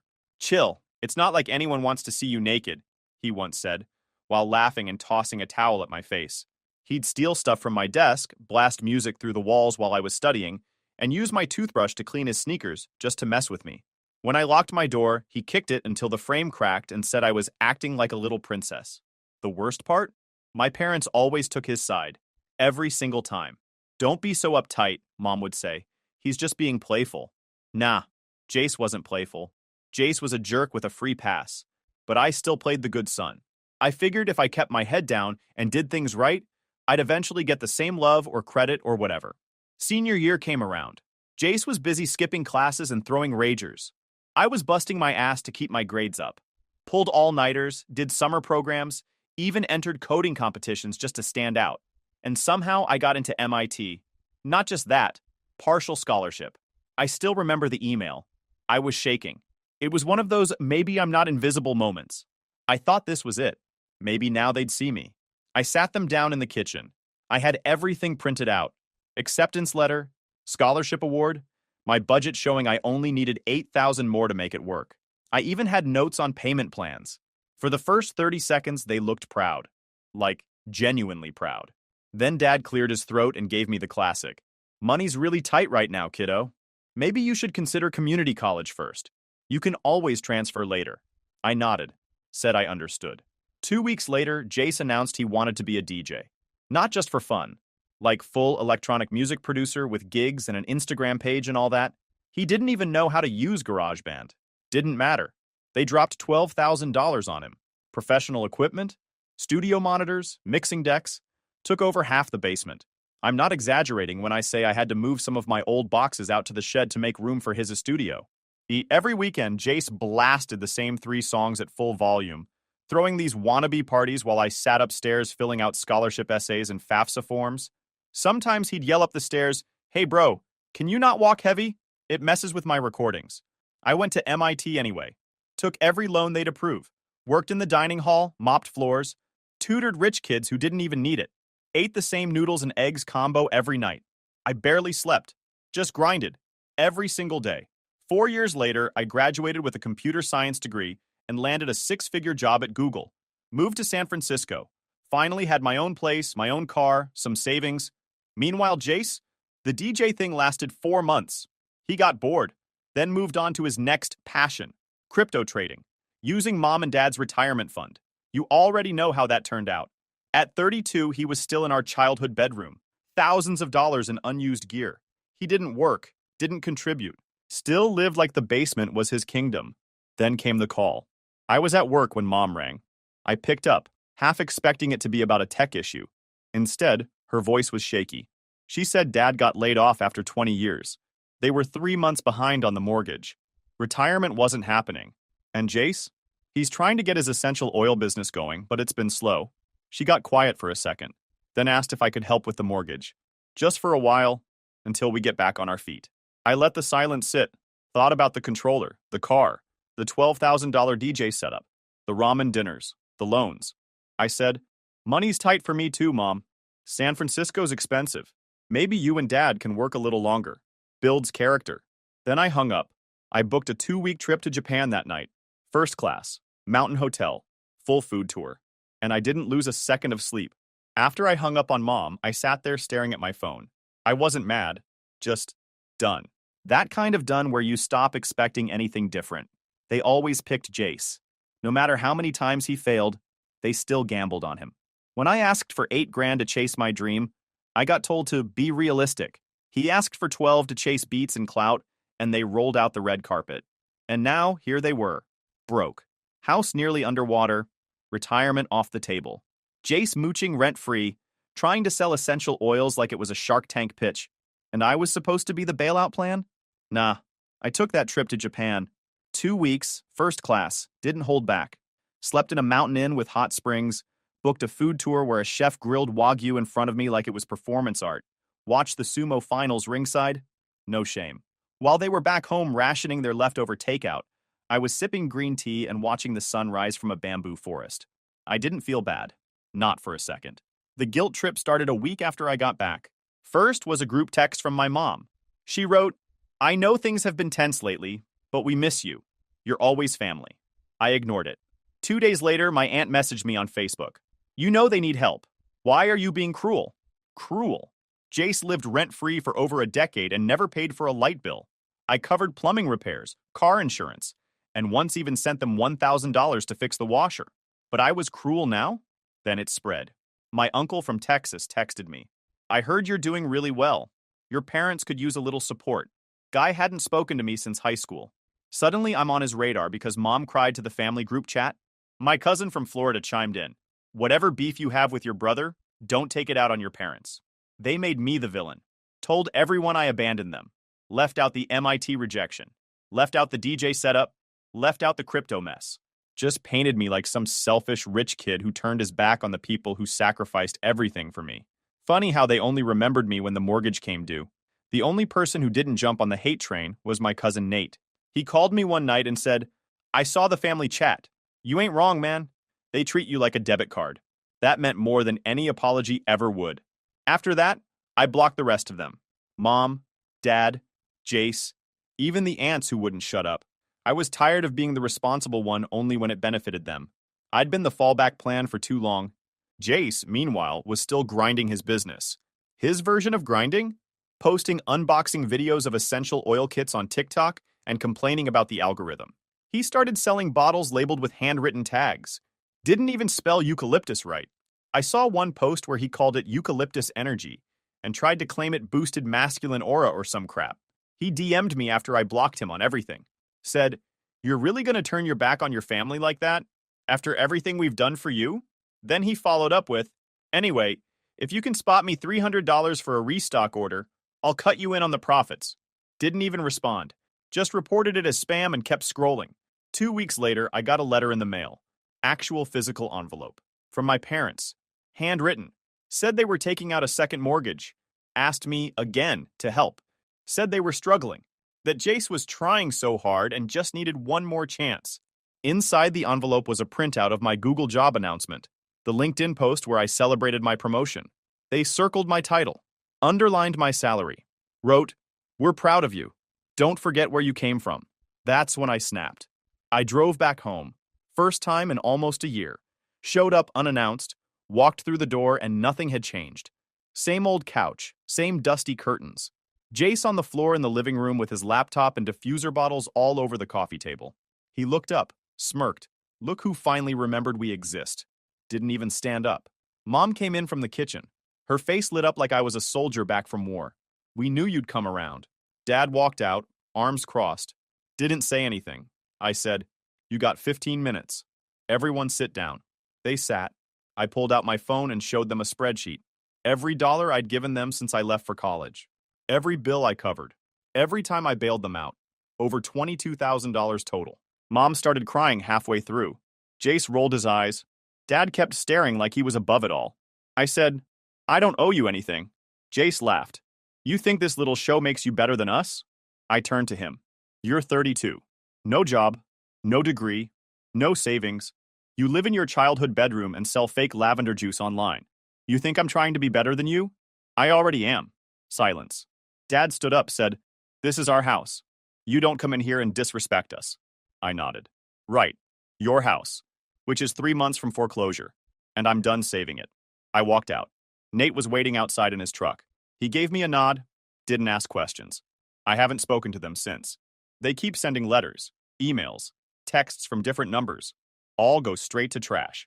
About a month after I told them off in person, things went quiet. No texts, no letters, no more group chat lectures. For a second, I thought maybe they finally got it. Maybe they realized I wasn't the family piggy bank anymore. Nope, they were just regrouping. Out of nowhere, my old high school buddy Ryan hit me up. Said Jace tried to sell him some premium wellness kits through Instagram. Claimed he was building a dropshipping empire. Told Ryan he could get in on the ground floor for $500. Said he had investors lined up, including me. I laughed. Ryan didn't. He actually thought I was backing it. I asked for a screenshot. Sure enough, Jace had been name-dropping me like I was some silent partner. My full name, job title, company. Got the blessing from my brother, who works at Google. He's helping me scale. Even dropped a fake quote like I said, This is the future of online health retail? Health retail? The guy once put peppermint oil in his vape to clear his sinuses? I was pissed. Not because of the lie. He lied all the time. I was pissed because he was using my name to scam people, trying to leverage what I built to sell snake oil and hope. I didn't confront him, not directly. I bought his domain. Let me explain. He'd been posting everywhere about his business site launching soon, had a countdown and everything. Called it orumessence.com. Sounded like a perfume ad, but whatever. I looked it up. Still unregistered. He had the logo, the name, the whole campaign, but hadn't locked down the site. So I bought it. 10-year plan. Paid extra for the .net and .org too, just to make sure. Then I built a landing page. Took about 90 minutes. Big white background. Simple header. Aurum Essence is not a real company. Do not give money to Jace Dreskovich. He does not have investors. He is not affiliated with Google. He has no license, no certifications, and no plan. Below that, I added the screenshots. The fake quote, his Instagram bio, a giant red warning banner. I made sure it showed up on Google search the next morning. I didn't tell anyone.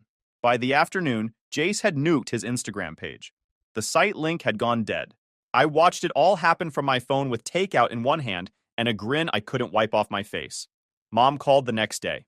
I let it ring. Straight to voicemail. A minute later, another call. This time from a different number. Same routine. Then the emails came in. Subject line. We need to talk. The message? 3 paragraphs. All caps. Accusing me of sabotaging Jace's future. Said I humiliated him. Said I crossed the line. Apparently, some girl he was trying to impress saw the site and dumped him. Apparently, someone at church asked if he was getting sued. Apparently, he cried. Good. They framed it like I'd ruined his only shot at being somebody. Like I was the villain for taking it too far. They forgot the part where he lied to people. Used my name. Tricked friends. Risked my rep at my job. They forgot the part where I kept my mouth shut while he partied through high school. Got bailed out after crashing a car. Flushed thousands of dollars down the toilet, chasing every new business idea he heard about on YouTube. They forgot all of that. But Nate didn't. He texted me one line that day. I saw the site. Savage. No judgment, no questions, just respect. I left the site up, didn't touch it, didn't respond to anyone. Jace went quiet again. Deleted all his socials, started using a different name for his new business, tried to launch another site, but I'd already set up alerts for every variation. Bought a few more domains just to be safe. It wasn't even about the money anymore. It was about the message. You don't get to walk all over people forever and expect them to keep carrying you. You don't get to lie and fake it and beg for cash, then play victim when someone finally calls you out. You don't get to burn the same bridge 12 times and cry when it collapses. Jace didn't learn anything. He never does. But the rest of the family? They got the point. Calls stopped. Messages slowed. Even the relatives who used to forward me his fundraiser links went quiet. They saw the receipts. They saw the site. They saw me stop playing nice. And that's when the real revenge started feeling less like a plan and more like justice.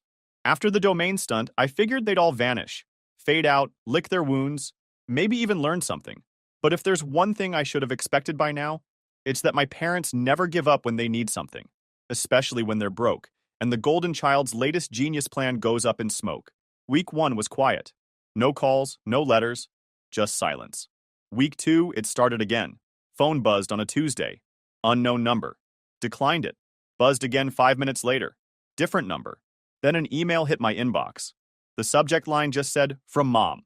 She opened with, "Your father and I are struggling. We're not asking for handouts, just a little grace." Underneath that was a screenshot of their bank balance. $143.89. No context, no explanation. Just a guilt grenade lobbed right into my inbox. I deleted it.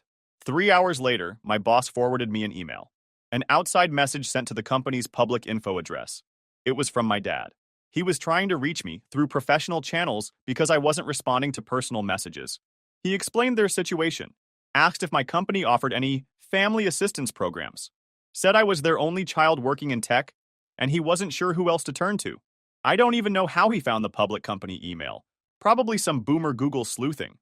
My boss didn't say anything, just sent me the forward with the note, "Want me to respond or you got it?" I wrote back, "Blocked for a reason. I'll handle it." Then I blocked the company inbox from outside contacts just in case. They'd officially hit rock bottom. Public begging? Corporate embarrassment? dragging my name anywhere they could. I called Nate. He answered on the first ring. I told him about the email. He let out a long whistle and said, "You ever think about changing your last name?" Kidding. Mostly. That Friday, I got a letter in the mail. Not typed, not printed, handwritten. It was from Jace. I almost didn't open it, but the handwriting was so sloppy I thought maybe it was from some random neighbor or classmate from years ago. Nope. Jace. 4 pages front and back. It was his manifesto. Said he'd finally figured it out. He wasn't going to sell oils anymore. He was done chasing fake businesses. Now he was building something real. He wanted to open a lounge. A real wellness and productivity lounge for creators and entrepreneurs. His words, not mine. He described a space with beanbags, cold brew taps, and LED lights. Said it'd have a vibe like Google, but without the corporate soul. Wanted to name it The Grid. He claimed he had a lease on a cheap warehouse space.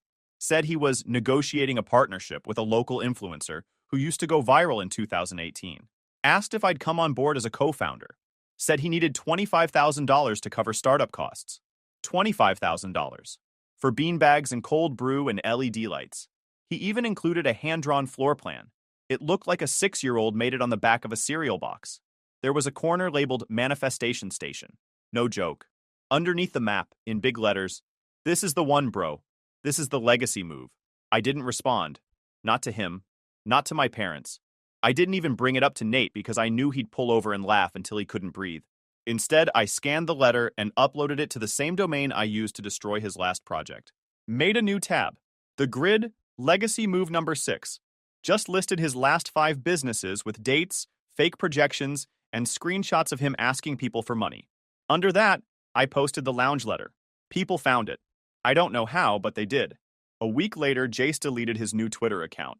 Mom texted from a new number. One sentence, "Why are you doing this?" I didn't answer. Because if she had to ask, she never understood in the first place. This wasn't revenge anymore. This was self-defense. This was cutting the rope before they could pull me down with them again. I checked the property records on their house. 3 months later, it was sold. Not foreclosed. Sold. Turns out they refinanced and bailed at the last second. Packed up. Moved in with my aunt in Arizona. Jace went with them. Still jobless. Still talking about next moves. Nate texted me last week. Apparently, Jace started posting again. New idea, clothing brand. The name, Golden Blood. I laughed so hard I nearly dropped my phone. A few months passed without a word. No calls, no texts, no new begging attempts. I thought maybe they'd finally accepted it. Accepted that I wasn't going to be their savings account anymore. Then came the card. Not an envelope. A thick, glossy, glittery thing that looked like it came from a wedding planner. Front of it said, "Family means forever." Inside was a printed invite. "You are warmly invited to a family reunion BBQ. Let's rebuild, reconnect, and remember what matters. No pressure, just presence. Love, Mom." Handwritten underneath, "Jace will be there. He wants to make things right." I held the card like it was covered in oil. They rented a park, set a date, bought decorations, planned catering, and they wanted me to show up like nothing had happened. I called Nate. He said, "Sounds like a trap with potato salad." I laughed, but I knew he was right. This wasn't an olive branch. It was bait. They thought a picnic table and a few grilled burgers would erase years of favoritism, lies, guilt trips, and manipulation. I wasn't going, but I wasn't ignoring it either. I called the park office listed at the bottom of the invite, told them I was inquiring about the reservation under my parents' name. The clerk confirmed it. A covered area with tables, grill access, and a prepaid catering delivery. I asked a question. "Is that spot near the public board?" She said yeah, about 20 feet away. That gave me an idea. Day before the reunion, I drove down there, printed flyers, laminated them, big bold title, "Know who you're picnicking with?" Underneath, bullet points. Jace Dreskovich has started 6 fake businesses since 2014. He scammed friends and family using lies about endorsements and job titles. His parents funded each one and blamed everyone else when they failed. They asked their son, who worked his way through MIT, to pay their mortgage while letting Jace live rent-free. Then they tried to guilt him publicly after years of private neglect. At the bottom, I added a link, auromessence.com/reunion. It redirected to a clean version of the timeline. Names redacted, no insults, just receipts. I taped 2 flyers to the board, 1 to the grill post, left 3 more on tables, then I left. Didn't attend the reunion, Didn't call. Didn't answer the 5 voicemails that came through that night. Nate did, though. He swung by, said there were maybe 15 people, family mostly, a few old neighbors. Jace wore sunglasses the whole time like he was famous. Brought a folding table covered in shirts with golden blood printed in gold cursive. Nate said he tried to pitch them to people between hot dogs. No one bought any. My parents acted like everything was fine. Forced smiles. Told everyone I was on a business trip. Someone pointed out the flyers. Silence. Then panic. Mom tore one down. Dad went red. Jace accused Nate of putting them up. Nate laughed in his face and said, "Not my font." He left early. Said the whole thing felt like a failed intervention where nobody brought the addict. A few days later, I got another letter. This one didn't have glitter or calligraphy. Plain envelope. No return address. Inside was a photo. The family reunion. Everyone standing awkwardly near the grill. Mom smiling too hard. Dad not smiling at all. Jace in the back, arms crossed, shades on, next to a sign that read, "Family is everything." On the back of the photo, one sentence, "You should have been there." I ripped it in half. Then I blocked the last number they hadn't used yet. I was done pretending family means forced obligation. I was done letting guilt override history. I was done giving oxygen to people who only reached out when they needed something. They threw that reunion hoping I'd fold, that I'd show up, let things slide, keep the peace. I didn't. And they hated that more than anything. It didn't end with the reunion. I knew that was just them soft launching another guilt campaign. But what I didn't expect was for Jace to light the match himself. Not quietly. Not behind the scenes. Public. He always wanted attention. Now he finally got it. It started with a video. Someone tagged me in it on Twitter. A clip from a small business expo in Phoenix. Some kind of weekend convention for local brands. I clicked it. There was Jace, standing in front of a booth covered in black and gold. A crooked sign behind him. Golden blood. Clothing with legacy. He was giving a pitch to a girl with a phone camera. Loud. Overconfident. Wearing his own shirt like a walking billboard. We're not just selling shirts. We're selling identity. Power. Dominance. Not everyone gets it. But my brother works for Google. And he told me himself. This kind of branding? It's the future. That's when I realized the clip wasn't from someone on his team. The caption read, "This guy told me his shirt unlocks alpha energy." Said his brother at Google backed his company. LMAO. The replies were brutal. Quote tweets, memes. Some guy made a parody ad with Jace's face and the line, "Powered by nepotism, sown by delusion." Over 400,000 views in a day. I didn't say anything. Didn't reply. Didn't share it. Didn't need to. That video hit our hometown like a nuke. Old classmates sent it to group chats. Ex-girlfriends commented under it. The school guidance counselor apparently used it in a what not to do talk during career week. Nate texted me one line. Bro went viral for being unemployed in HD. Jace went dark. Deleted every social profile again. Shut down the Golden Blood page. Even pulled the Shopify site. He stopped posting entirely. Then Mom emailed me. Not to apologize. Not to explain. To demand I fix it. Said I should make a statement that I didn't give him permission to use my name. Said I should write a message defending the family. That people were laughing at all of us. I let it sit for a week. Then, I replied, I didn't tell him to lie. I didn't tell him to fake endorsements. I didn't tell him to burn every dollar you gave him. And I'm not fixing a fire I didn't start. That was it. No more messages after that. The fallout was clean. No one reached out again. Not even the extended family. They were embarrassed. I could tell. Nobody wants to be associated with that kind of mess when it's trending. And Jace? Last I heard, he was working night shift at a vape shop in Tucson. Still pitching side hustles. Still calling himself a visionary. I've moved on. New job. Bigger title. Switched coasts. Quiet apartment. Clean inbox. Peace. I still get the occasional tag when someone re-uploads the expo video. It's like a recurring joke online now. Golden Blood Energy became a meme. Someone even made merch mocking the merch. Sometimes I look at it and shake my head. Not with anger, not with regret. Just with the kind of relief you only feel when you finally walk away from a burning building and realize you never have to go back. Nate came to visit last month, brought ribs, cracked a smile and said, "So what's next? You buying Google?" I laughed. First time I really laughed in a long time. He leaned back on my couch, pointed at the ceiling and said, "Whatever you do next, just don't sell eucalyptus oil, please." We watched the sunset. Didn't say much after that. Didn't need to. Some endings don't need music or closure or deep talks. Sometimes it's just peace and silence. That's enough. I never blocked their numbers again. Didn't have to. They just stopped trying. No more emails, no more envelopes, no more fake. We just want to talk texts. They knew. The last card they played was public embarrassment. Jace dragged the whole family name through the mud for some clout, and I let it burn. That silence afterward? That wasn't peace. That was surrender. I bought a house last month. Nothing flashy. 2-bedroom place in a quiet neighborhood. Clean yard. Office space. A dog, eventually. Maybe. Nate helped me move in.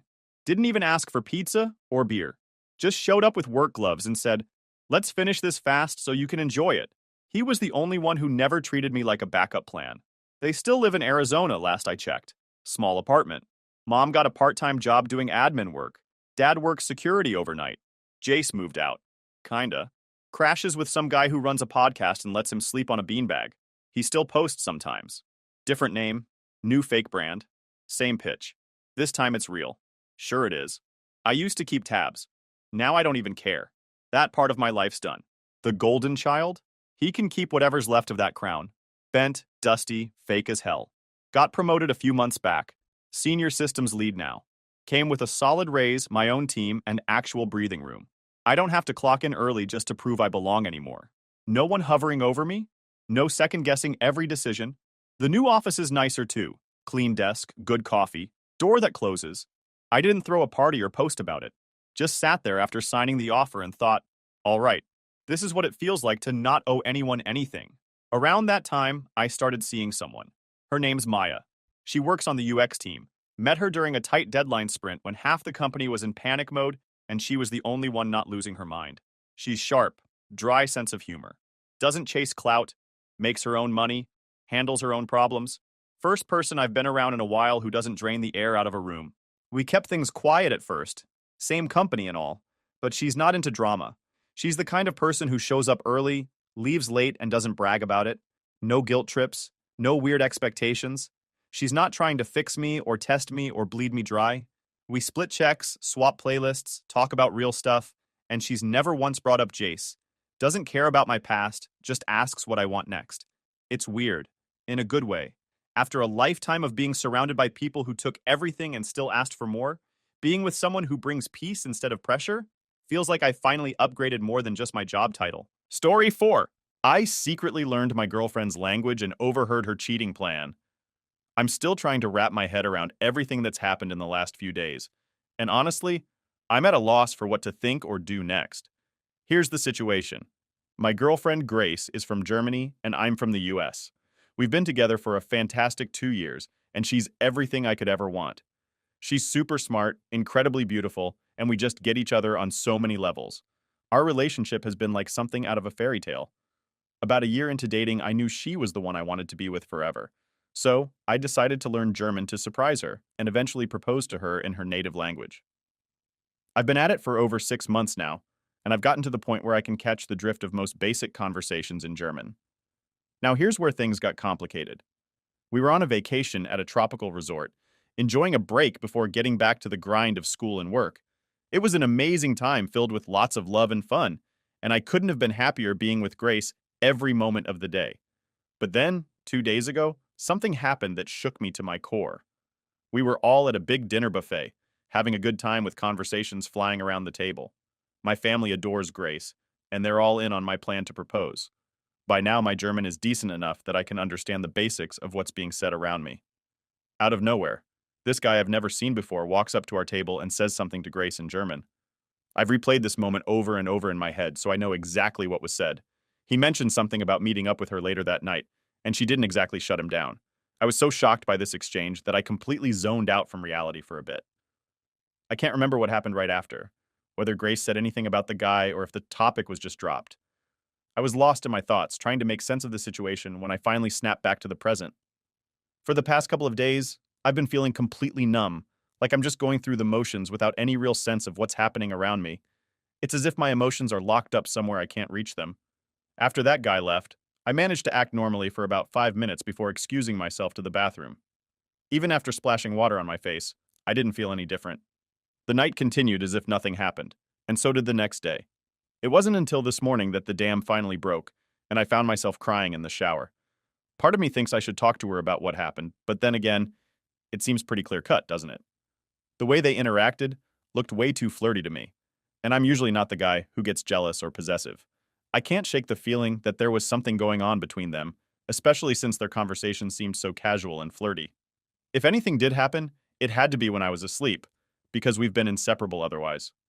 The thought alone makes me sick to my stomach. Right now, I'm typing this out in our resort's lobby, and she's just a few feet away, oblivious to the storm inside me. I've been acting like everything's fine, even maintaining our intimacy, but inside, I'm a mess. I know I'm not dealing with my feelings in the healthiest way, but I'm at a loss. Part of me feels like I'm losing my mind, swinging between despair and desperation. I've thought about bringing it up to her, but whenever I try, I just freeze up. There's a chance she isn't cheating, and maybe there's a reasonable explanation for their exchange. Maybe she did explain, and I just wasn't in the right state of mind to hear it. As much as I love her, the idea of her cheating is something I can't tolerate. I've even thought about retaliating by cheating myself, but that's not really something I do. I'm stuck in this place of not knowing how to approach her, or even if I should. I need some guidance here. Am I losing it? Overthinking? Please, I could really use some advice on what to do next. End of the post. So, OP, just laying it out straight without jumping to conclusions, it really does seem like there might have been something going on between your girlfriend and this other guy. Why else would he not make a point to introduce himself to you, right? He was right there, laughing, asking about you. Yet, you're in the loop about their conversation, and they have no clue you understand them. If their chat was innocent, about the weather or some TV show, I'd expect either him to introduce himself or for her to introduce him to you right off the bat. You mentioned that discovering this conversation hit you like a ton of bricks, and you're not sure if she offered any explanation afterwards. The simplest way to clear the air is just to ask her directly. The advantage you have here is that you actually know what was said in their exchange. You're already in on the actual content of their chat, so if she starts spinning a different tale, you'll know it doesn't match up with the truth. And the best part about knowing exactly what went down is that it shields you from any attempts to twist the story, shift blame, manipulate the situation, or throw accusations your way. Basically, all the classic moves you might find in the cheater's playbook. In short, OP, my advice would be to calmly ask her about it. No need for confrontation or accusations, just a straightforward question to see how she responds. I'm curious about what everyone else thinks about this whole mess. What advice would you give, OP? Drop your thoughts in the comments below. Now let's see what the community has to say in their comments. GoGo785 offers some sage advice right off the bat. Your first move should be to have a heart-to-heart with your girlfriend. Gently probe her about what exactly that guy said to her the other night. If she gives you a non-answer like, he just said hello, push for more specifics. If she comes clean with a plausible story, then you can chalk it up to a simple mix-up and move forward. However, if it turns out she's not being honest, it's time to play your ace by revealing you've been keeping a secret too, that you understand German. This is when you confront her in German, highlighting how damaging secrets and lies can be in a relationship. Sea Captain suggests a more straightforward approach. Just ask her in English who the guy was and what was said. This should give you a clear indication of whether she's being truthful or not, guiding you to an obvious decision from there. JJ, 735 chimes in with a cautionary note, arguing that 6 months of language study isn't nearly enough to achieve fluency. They advise talking to her, but to keep in mind that you might have misunderstood the conversation. They recommend getting a third party who is fluent in German to help interpret, highlighting how easy it is to misinterpret slang, idiomatic expressions, and dialects, especially when you're not immersed in the language daily. Human 7196 brings a different perspective, wondering if perhaps you misread the situation and she was actually rebuffing the guy's advances. They remind you that being conversant in German for just 6 months is unlikely to make you fluent and prompt you to consider other potential red flags in her behavior. Joey advises caution before jumping to conclusions based on potentially misunderstood information, suggesting that confronting her without solid evidence might backfire, making her overly cautious if she is indeed hiding something. Adam's final piece of advice is to adopt a wait-and-see approach. Assume innocence, but stay alert to any new or unusual behavior. If after some time nothing else suspicious comes to light, it's probably safe to assume you misheard or misunderstood the original conversation. They stress that confronting her without more to go on could lead to regret, advising patience and observation instead. This approach allows you to gather more information before making any decisions that could impact your 2-year relationship with potential for the future. Okay, so it looks like you received some solid advice from folks who didn't fixate on the language aspect. However, there's a key point to consider here. Many are operating under the assumption that you're fluent in German, which isn't what you said. You mentioned that you've got a handle on the basics, enough to grasp the general idea of conversations, which is a far cry from fluency. And yes, with dedication, reaching an A2 level in German within 6 months is totally achievable. Actually, if we're talking about hitting the A1 milestone, 6 months is quite generous based on my own journey with the language. Now it's a bit of a bummer, but you haven't responded to any of the advice given, which leaves us all a bit in the dark. So without further ado, we're all eagerly waiting to dive into the update to see how things unfolded for you. Let's get right to that and find out where this story takes us next. Update. A bunch of people were skeptical about my last story. They couldn't believe how fast I learned a new language. Here's the thing though, getting to know the basics of a language to the point where you can have simple talks in about 3 months is totally doable. That's not just me saying it. It's a common experience for folks who really put their minds to it. Plus, I've got a bit of a head start because I already speak another language that's quite similar to German. This made picking up German a lot easier for me. Learning languages is something I really enjoy, so much so that improving my German has become a big hobby of mine. Now let's talk about the huge turn my life has taken. I wasn't planning to come back to this account, but things are looking up for me now, and I think it's important to finish what you start, including updating folks on what's happening, especially when they've taken the time to follow your story. So, here's the tough part. Yes, she cheated on me. I want to share something else with you, something personal. I've had a hard time with my mental health for many years, dealing with really deep sadness, worry, and even thoughts about ending my life. I kept all of this to myself, thinking I was doing a good job hiding it from everyone else. But that was a mistake. I tried to push these bad memories and feelings away, and for a while it seemed like they were getting less frequent. My mental health was actually getting better for a bit. Then, everything came crashing down when we were at the resort. Looking back, I probably should have waited until we got home to talk about everything, but I felt like I couldn't put it off any longer. We only had a couple more days left at the resort, and after reading what some people suggested, I decided it was time to ask her about it. I was ready to switch to German if it looked like she was lying to me. I went with a simple question. Who was that guy? Instead of making up some story, she just froze for a bit, then started crying and ran away. In that moment, I felt like I was outside of my own body, watching everything happen but not able to do anything about it. I was flooded with so many feelings, and at the same time felt completely numb. Half an hour later, I got a really long text from her. She told me everything that happened, and she said she was sorry. I haven't gotten back to her yet. To sum it up, she said that she couldn't sleep one night while I was already fast asleep, so she decided to go for a walk. We both enjoy mingling and joining in on activities, so I didn't doubt her story. She stumbled upon some entertainment at the resort and found herself with a group of people who were enjoying some drinks. It turned out they were German. She decided to join them, looking to have a good time, and this led her to spend more time with one of the guys from the group. They hit it off more than just casually. She felt a real connection with him. More than just a physical fling, they exchanged contact info and kept in touch frequently while we were still at the resort. She admitted she felt terrible about it all, but was also confused by her feelings. That's the main point of what happened. I'm trying to look at the situation without letting my emotions cloud my judgment. If she genuinely has feelings for this guy, as painful as it is for me to accept, I've always believed in letting people make their own choices about what makes them happy. And yes, I have to admit, the guy was objectively attractive. In my previous update, I couldn't bring myself to acknowledge this. After she walked away, my emotions were all over the place. I've never been one to lose my cool easily. I'm aware I have a temper, but it usually takes a significant provocation to even get me annoyed.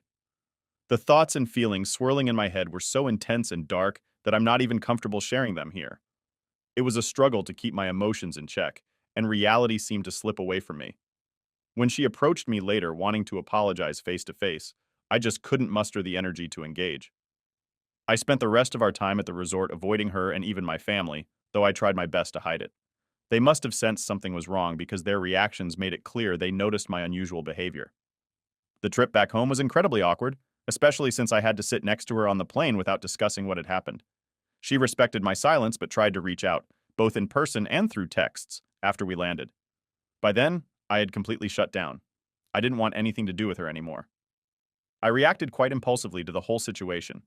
With the new semester on the horizon, I dropped all my classes and decided to take a break. On a whim, I booked a trip to a destination I had always wanted to visit.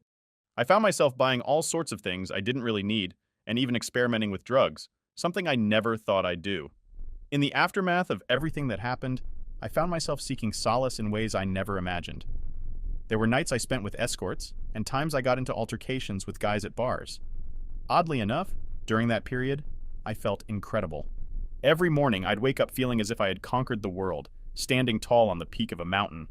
But this rush of invincibility lasted only a week before reality hit me hard. There was this moment that felt like it was straight out of a movie. I was in a club bathroom, getting sick, with that intense heartbeat-thumping music playing in the background. Amidst that chaos, I found myself laughing, a stark realization washing over me about the destructive path I was on. That was the turning point. I knew I needed help, so I sought out a therapist who quickly recommended I see a psychiatrist. The diagnosis? Borderline personality disorder, BPD, and bipolar 2. I was taken aback. I'd never even heard of BPD before. But as I started to learn more about it, a lot of the symptoms felt familiar, echoing struggles I've faced since my early years. It seemed this whole ordeal had triggered something much deeper, exacerbating my underlying issues. Fast forward to the present, and I'm still taking this semester off, committed to my treatment and on the cusp of starting medication. I haven't had any communication with Grace since she reached out to my sister, but I chose not to engage. I've been keeping my distance from not just my family but also my close friends, which is something I know I need to change. This whole journey has been a profound learning experience about myself, making it clear that I'm not in the right space for a relationship. This entire episode served as a crucial wake-up call.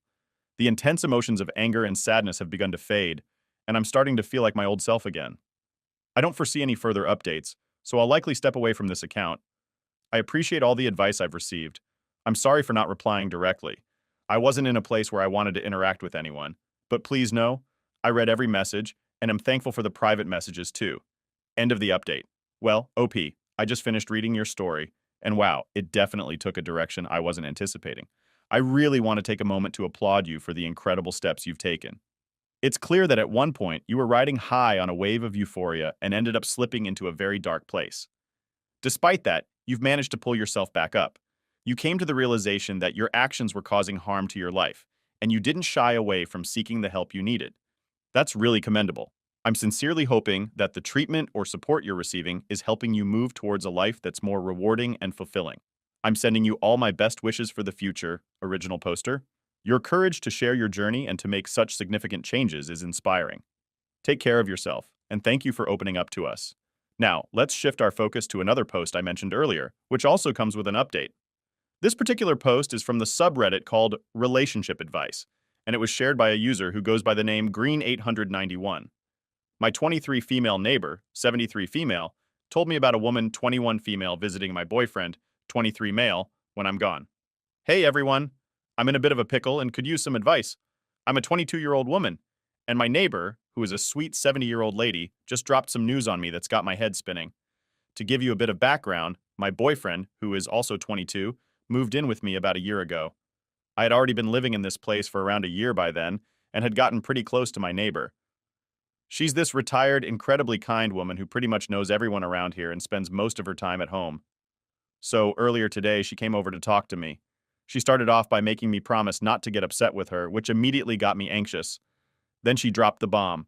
Apparently, when I'm not home, possibly because I'm working late or out visiting someone, a young woman around 20 years old has been coming over to my place and then leaves before I get back. My neighbor mentioned she's seen this happen about 3 times. Each time, this woman and my boyfriend have some sort of goodbye that involves hugging and kissing, and she seems to stay for a couple of hours at least. My neighbor couldn't give me many details about what she looks like, just some basic stuff. As you can imagine, I'm freaking out. There haven't been any obvious signs that my boyfriend might be cheating. We've always been pretty open about our feelings and even talked about how we'd break up before ever cheating on each other. He has been working a lot of overtime lately, which he says is for a bigger paycheck, and a friend of his from work confirmed they've been swamped, so that part seems to check out. But now, I'm stuck on what to do next. I don't want to accuse him of anything without more to go on, especially since it could be a misunderstanding. Yet I can't shake off the worry. How should I bring this up with him? I don't want to start a fight or accuse him wrongly, but I also can't ignore what my neighbor told me. I'm really at a loss here and could use some guidance. How do you guys think I should handle this? End of the post. All right, let's break this down because it's a total mess and totally makes sense why you're stressed out about it. So basically, we're looking at two possible scenarios here. Either your boyfriend is seeing someone else behind your back, or your neighbor got her wires crossed somehow. Yep, I'm just stating the obvious, but stick with me because it's important to lay it all out. First things first, you've got a bit of detective work to do. Before you even think about confronting your boyfriend, you need to gather as much intel as you can. I'm talking about when exactly these visits supposedly happened. Any specific details about what this mystery woman looks like. Basically, anything and everything your neighbor can remember. The more concrete info you have, the better. Once you've armed yourself with all the facts, it's time to have a chat with your boyfriend. But here's the key. You've got to approach this conversation as calmly and neutrally as possible. Lay out what your neighbor told you and see what he has to say. Pay close attention to how he reacts. If he goes on the defensive and starts bad-mouthing the neighbor, calling her confused or old, that might raise some red flags. On the flip side, if he's not cheating, he'll probably just clear things up without getting too ruffled. Honestly, how you handle this situation is crucial, and everyone's approach might be a bit different based on their relationship dynamics. I'm curious, though, how would you all deal with this? Drop your thoughts in the comments below. And now let's dive into what the community thinks about this sticky situation. All right, folks, let's talk strategies because it seems like we're all in this together. High Tree suggests two ways to handle this tricky situation. First, you could casually bring up the topic of your boyfriend's friend who visits when you're not around. Just slip it into conversation and see how he reacts. The other approach is more direct. Basically, laying down the ultimatum and demanding the truth right then and there. It's a bit intense, but sometimes you gotta do what you gotta do. Opie chimes in with some feedback, saying they find both approaches helpful. They're leaning towards starting with the first one and then moving on to the second if things don't add up. It's a smart plan of action, giving him a chance to come clean before dropping the hammer. Now, LK. 657 throws another idea into the mix, giving your neighbor your number and asking her to give you a heads up whenever she spots the mysterious visitor. But Opie isn't too keen on that option. They're pretty confident that their neighbor would recognize them. Plus, the visitor has a different hair color, so it's definitely someone else. Plus, waiting around for more sightings is just adding to the stress. And then we've got Blue Ben coming in hot with a wild suggestion, installing hidden cameras. Yep, it's definitely a bit out there. But hey, desperate times call for desperate measures, right? End of the comments. All right. Well, the majority of the community things. Opie's boyfriend is cheating and the neighbor could not possibly confuse her. She also got some pretty good ideas. So now let's move on to the update to see what happened next and how this story ends. Hey everyone, so I almost didn't write this update because honestly I felt pretty dumb about the whole situation, but a bunch of you were asking for it, so here goes nothing. First off, a big thank you to everyone who gave me advice last time around. So, the morning after I posted here, I mustered up the courage to confront my boyfriend. I was feeling super upset, let me tell you. I straight up asked him who the heck this woman was that kept popping over when I wasn't around. And you know what he did? He started laughing. I was like, dude, this is serious. Stop laughing. But then he explained everything. Turns out, he's been planning to propose to me. And he brought one of my besties over to help pick out the ring and plan the whole thing. Talk about a plot twist, right? I felt so bad for jumping to conclusions, but even my boyfriend admitted it did look kind of sketchy from the outside. He showed me all the plans they made and the texts they exchanged. And now he's switching things up since I ruined the surprise, but hey, what can you do? Afterwards, I called up my friend and we had a good laugh about the whole thing. She couldn't believe what went down either. Looking back, it all makes so much sense. She's been dropping hints about getting engaged and asking about ring preferences for a while now. I feel pretty silly for jumping to the worst possible conclusion, but thankfully my boyfriend isn't holding it against me. He even said he might have reacted the same way if the roles were reversed. I'm just so relieved that everything's cool between us now. The whole cheating scare really took a toll on me. I even called in sick on Monday because I was so stressed out. But now, I'm just excited to say yes when he pops the question. Life sure has a funny way of throwing us curveballs, huh? Smiley face. Well, looks like we've reached the end of the road here, but hey, congratulations on the big news about your engagement. Now that the cat's out of the bag, I just wanted to say it's great to see you both so happy. It's always heartwarming to hear a happy ending to a roller coaster of emotions like this. Thanks a bunch for sharing your journey with us, Ruby. Wishing you and your boyfriend all the love and happiness in the world as you move forward together. And that wraps up today's video. Thanks a ton for tuning in and spending some time with me. If you've made it this far, I'm guessing you enjoy these kinds of stories as much as I do. So, I've got a couple more lined up for you to enjoy.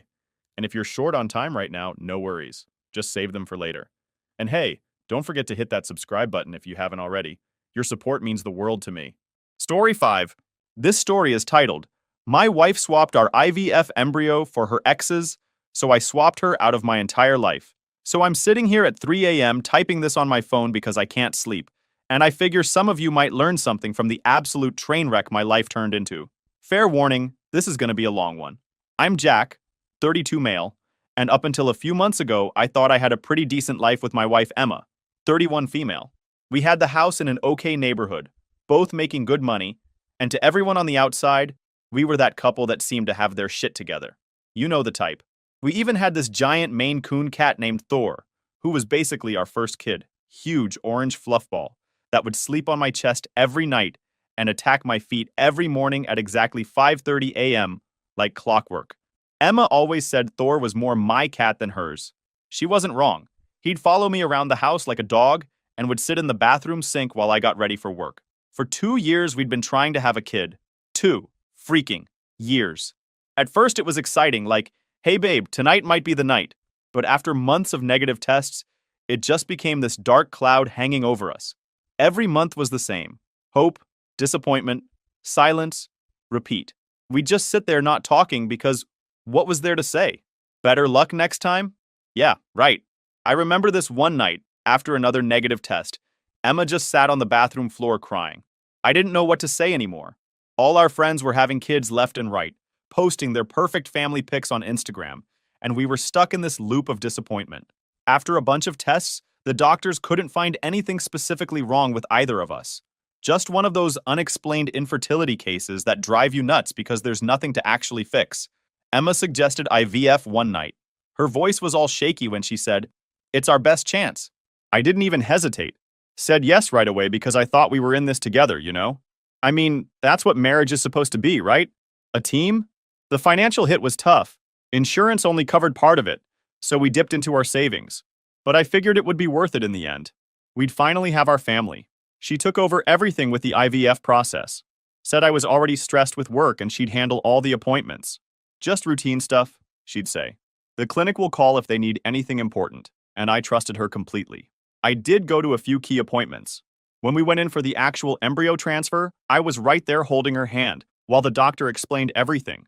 I remember thinking this was our special moment, the beginning of our family. I even took a picture of us in the clinic room to remember the day our kid's life began. The first few months after the procedure worked, everything seemed perfect. Emma was finally pregnant. The morning sickness wasn't too bad, and we started turning the spare room into a nursery. I painted the whole thing myself over a weekend. Thor kept trying to help by walking through the paint tray and then across the carpet, so that was fun to clean up. We were even on the same page about not wanting to know the gender. Wanted it to be a surprise. Emma had names picked out for either option. We were making plans, building a future. At least that's what I thought we were doing. Her pregnancy was going smoothly. She hit the 5-month mark and was finally showing for real, not just the is she pregnant or did she have a big lunch kind of showing. I was getting more excited about becoming a dad with each passing week. Already had a list of dad jokes ready to go and everything. I started putting together the crib one night, and man, those instructions might as well have been written in ancient Egyptian. Took me like 3 hours and a YouTube tutorial to figure it out. Thor kept jumping in the box and attacking the little Allen wrench. Not helpful, buddy. At this point, I was doing all these little things to prepare. Reading those what to expect books that Emma bought, downloading apps that tell you how big the baby is each week. Your baby is now the size of an avocado. All that stuff that first-time dads do. Then one random Tuesday night, I was going through some boring insurance paperwork, just making sure everything was covered for the delivery. Emma was already asleep, and I was at the kitchen table with Thor purring in my lap, sorting through all the medical forms and bills we'd collected. That's when I noticed something weird. A sperm donor ID that wasn't mine. Not my name, not my patient number from the clinic. Some completely different code. At first, I thought I was just tired and reading it wrong, but I checked it again, compared it to my own patient number from another form. No match. That was the moment everything in my chest went cold. I told myself it had to be some mistake. The clinic probably just messed up the paperwork. There's no way this was real, right? I mean, Emma wouldn't... She couldn't... I didn't sleep that night. Just lay there staring at the ceiling, wondering if I even knew who she was anymore. The next morning, I waited until she left for work, then drove straight to the IVF center.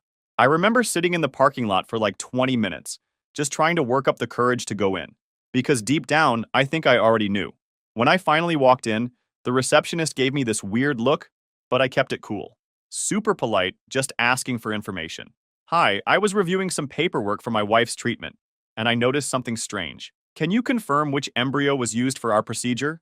The receptionist, Melissa according to her name tag, smiled and started typing away at her computer. Then I saw her face change. That little frown.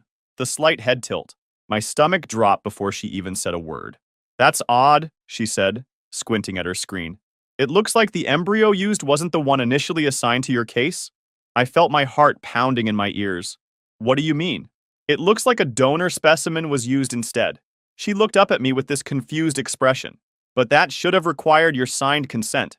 I just stared at her, trying to keep my voice steady. I never signed anything. She checked the file again. It says here that your wife authorized the change. Everything inside me went cold. So you just switched embryos without checking with me? Her face went white. That's not supposed to happen. We have policies to prevent that. Then explain how it did, I said, trying not to lose it in the middle of the waiting room. She started mumbling about getting a supervisor, but I was already heading for the door. I needed to confront Emma. Now I called my boss on the drive home, told him I had a family emergency. I must have sounded as messed up as I felt because he didn't even ask questions. Just told me to take whatever time I needed.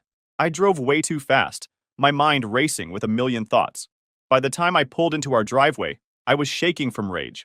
I remember thinking as I put my key in the door that this moment was going to be the line in my life.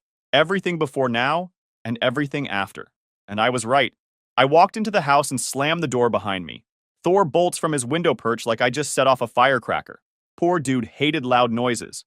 I expected Emma to be at work, but there she was, sitting on our couch crying. Her face was all red and puffy, hands shaking as she wiped her eyes. I barely made it inside when she said, "You went to the IVF center?" It wasn't even a question. That's when I knew for sure this wasn't some mix-up. She knew exactly what I'd found out. I just stood there staring at her, not saying a word. Honestly, I was afraid if I started talking, I'd start yelling, and I've never been the yelling type. My friend Olivia works there, she whispered. She texted me that you were asking questions. She told me you were upset. I clenched my jaw so hard it hurt. Is that the same friend who helped you switch the embryos? She sucked in a breath, her whole body flinching. That was all I needed to see. She knew exactly what she'd done. Why? My voice came out ice cold. I didn't recognize it as my own. She rubbed her face, looking anywhere but at me. At one point, she tried to reach for my hand, and I stepped back like she was trying to hand me a snake. You wouldn't understand, she finally said, still not meeting my eyes. I wanted the best for our child. I wanted strong genes, healthy genes. Meaning? She hesitated, then finally said, I used an anonymous donor from the clinic's database. Someone with better genetic traits. I felt like I'd been punched in the gut. Better than mine? I laughed. Not because anything was funny, but because this wasn't just a betrayal. This was straight up insanity. The donor has no family history of heart disease or cancer, she rushed to explain. He's tall, athletic, has a doctorate in biochemistry. I wanted to give our baby the best start. You know what's messed up? My dad had a minor heart condition. Nothing serious, just needed medication. Emma knew that. She was basically saying my family's genes weren't good enough for her. So you decided that without telling me? You just erased me from our child's life? And you thought that was your decision to make? She stood up, arms wrapped around her belly protectively. It's still our baby, Jack. You'll still be the father in every way that matters. Except actually being the father, I shot back. Except for the part where you lied to me for months. Except for the part where you went behind my back and made this massive decision without me. Thor had crept back into the room and was sitting in the corner, eyes wide, watching us. Even the cat knew this was bad. I was trying to do what's best for our family, she said, her voice cracking. I thought you'd understand if I just what? Found out after the baby was born?